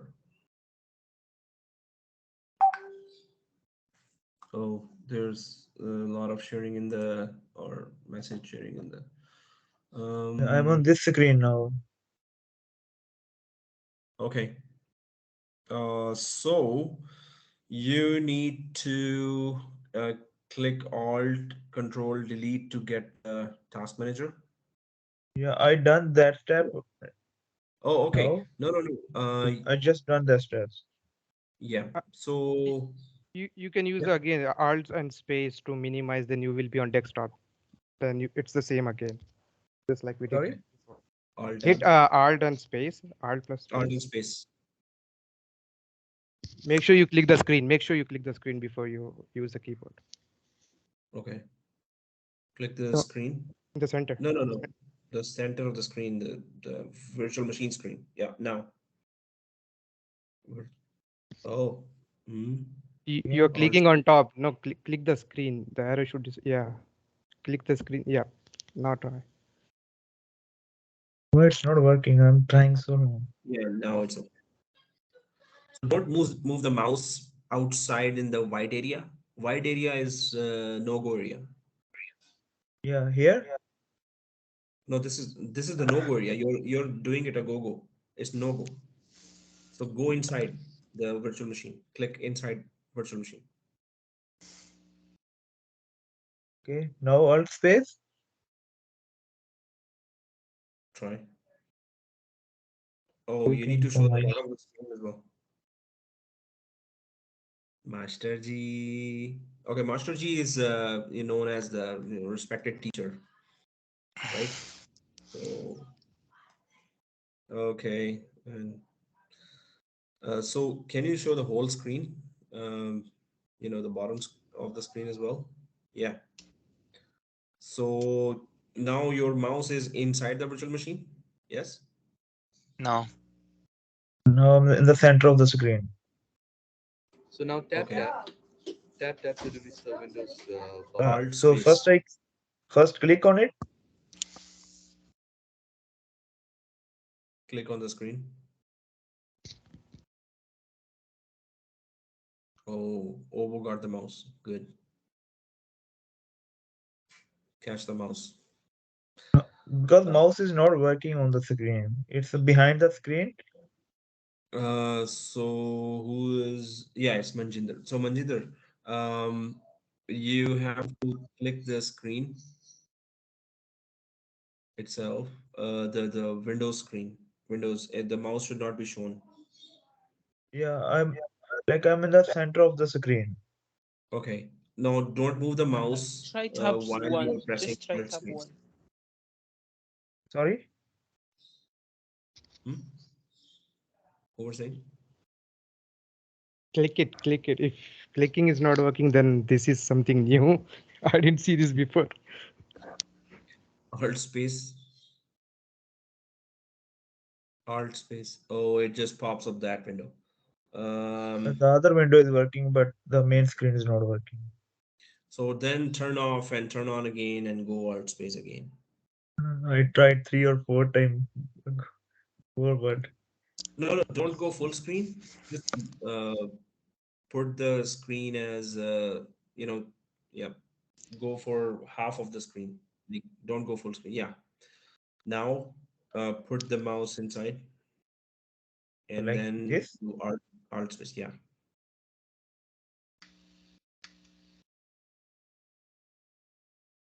Oh, this is It's again wrong, right? Full screen. oh, what was this? Oh, sorry. Alt space not working. No, it's only selecting outside. So it's stubbornly just doing that. Uh, like um, restart and then do not go full screen. Okay. Paul says Control Alt Delete, run Task Manager. Okay, let's go that way. Control Alt Delete, Control Alt Delete, Task Manager. Click that. And You can also restart from there also. So instead of opening I task manager, you can restart as I well. already sign out and I sign in again, and same facing the same issue again. well, how many got the mouse? I think 3 or 4 students have got the mouse or installed Member Tools and restart Okay. it. Yeah, it's not. Sorry, I just did it. It's not Alt space. It's just Alt and then arrow down. Okay, Alt and arrow down. Yes. Not simultaneously, right? Just Alt. It will go to the corner. Arrow down. It will give you. If I click Alt space, it will happen the same that is happening to them too. Okay. Alt and then arrow down. Um, okay. I'm putting it in WhatsApp as well. So in the Yeah, now it's login. Task manager screen. Mhm. Yeah. What should I do So next? Okay, Alt and then arrow down. Let's see what happened. Repeat, please. Alt. Yes, and then Do we need arrow down. arrow down? no, you have to at least open the task manager first for the file to see more details. Yeah, more details. My cursor is on more detail now. Do I need to press enter? Try no, try Alt and then arrow down.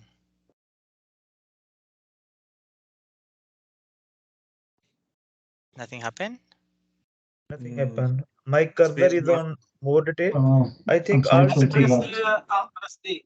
Alt D. I Is have it a okay quick now? question, guys. If I am in the Windows tool setup in the VMware, should I Mhm. choose typical, complete, or custom? Typical is okay. Thank you. Oh. Is this new screen task manager is open now? Alt Uh, F. Alt, and there you go. It is there. There you go. Hey, what? But did you Exit. select? Yeah, Yeah, just exit. exit. Exit. Yeah, do the same for everything until everything close or minimize, and you go to Windows logo. Now Alt again, Yeah, arrow Alt. down, arrow down, down arrow. Yeah, Alt Uh, and down. Down arrow. It's not really selected I for think some it's reason. you have to go all the way up. I think it's displaying up. I mean, Okay. in the inside window, no? Oh yeah, you have to scroll up. Yeah. Manjendra, you're scrolling down right now. Guess. Yeah, it's up now. Or even click escape, but you should be able to minimize that window. Oh, he's again outside. Why it's again And outside? I don't. so Well, is it working right now for me? um, I'm just doing it. yeah, it's working for everyone else but Manjinder. So it could be machine-related corruption. You could just shut down, power off the machine. Well, that's a long way, but you can reinstall the machine and then try to do this whole thing again. I sorry, this This machine depends is here. not I don't taking it. understand why we are stuck in this task manager, because for me there was nothing like this. I just went to the windows at the bottom, and I just went up to the folder, and then from there I installed it. The Uh-huh. same. Well, I yeah. did the same. Yeah. So only his machine is giving issue some type. So there could be corruption. There could be, some driver didn't load and or some kind of file didn't load. Then it's not definite going there at all. Which no, it's not the browser as well, right? Um, so well, Manjinder, it's really stubborn machine, and you shut down as well, and then try it again.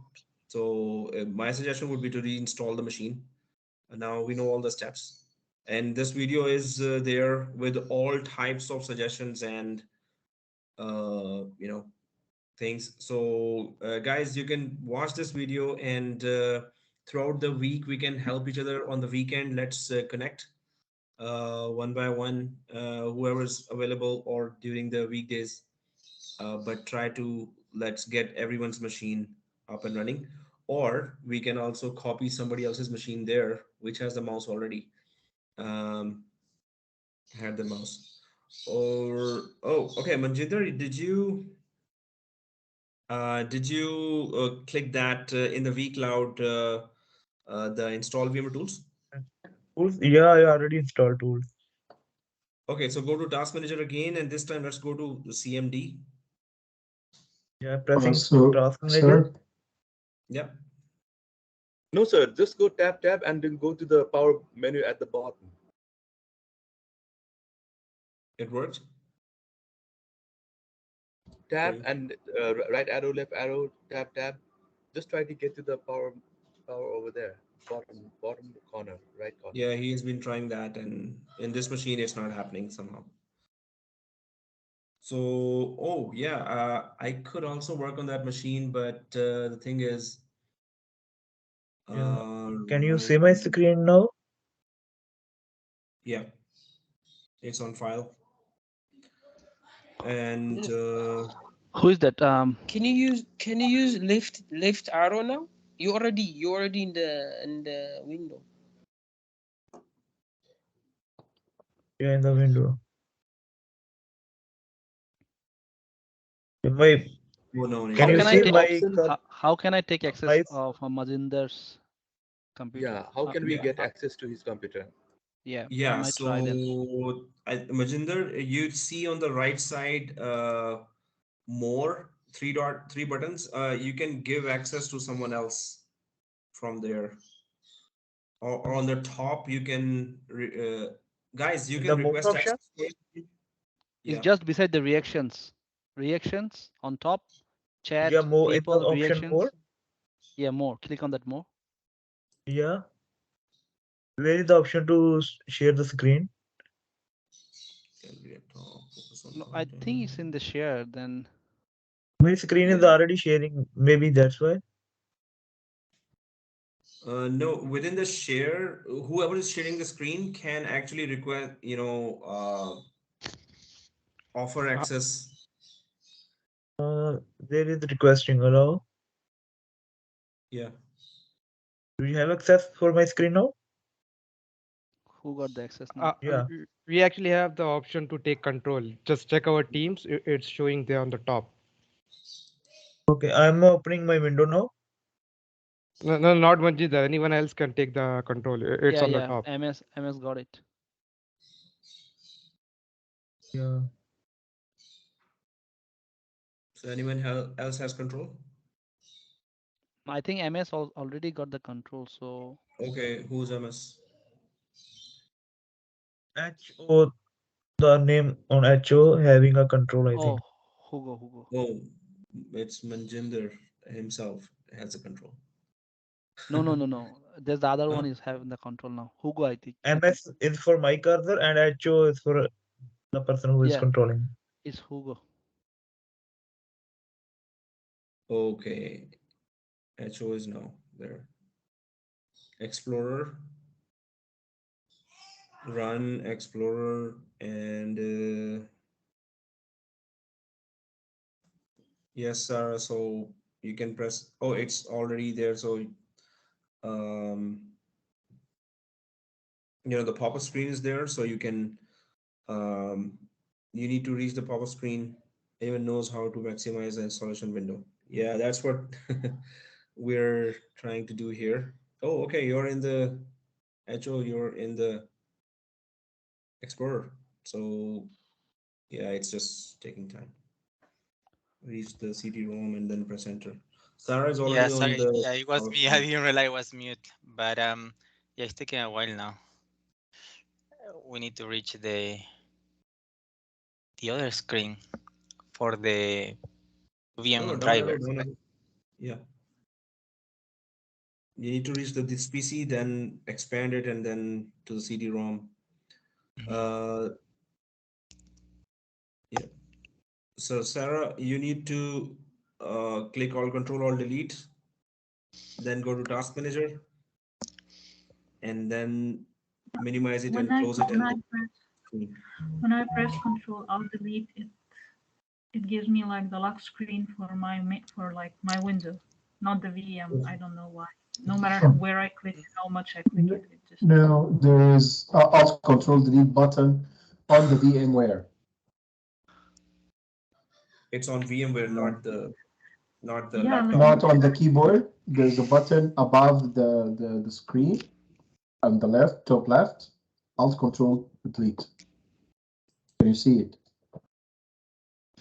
Thanks. After I get into my task manager, it shows server manager or end task. What I should select? Okay. I'm not able to go to the where the virtual machine is for the action, Mm-hmm. and then install VMware tools. So probably will be faster if you do it with the mouse, Mm-hmm. and Yeah. then go back, and you will see that in Internet Explorer. Oh, if hotkeys can work inside the machine, that would be so easy. Like we could reach then the Internet Explorer or the taskbar below. Mhm.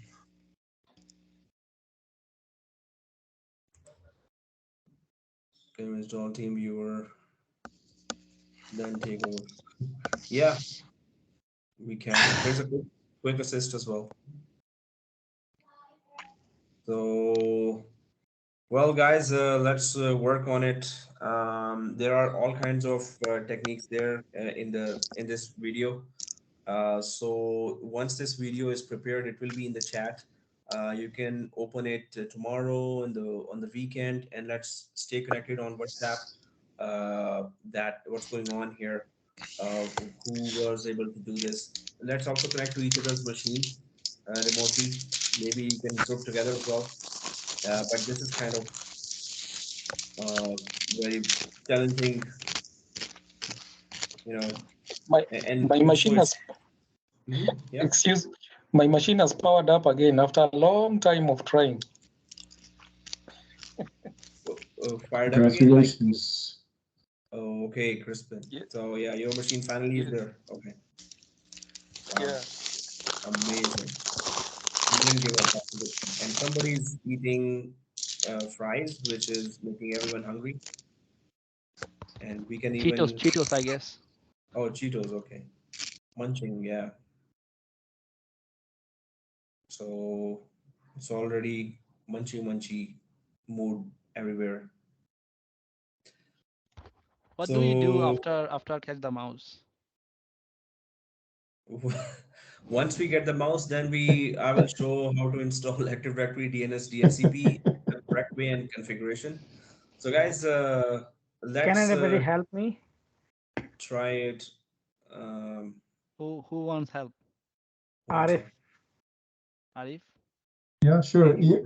Yeah. Sir, you can leave. We can stay if we like those who need help and those who would like to help. Yeah. So guys, I'm gonna just stop the video. I can keep this open, and you can Yeah. help each other as well. Okay. So, and the next class, but let's make sure that we catch the mouse before next Thursday, right? Okay. Okay. I'll keep this window open, and you can help each other and try to help each other, right? So I'll stop the video here. Okay. Arif, can you share your screen? How?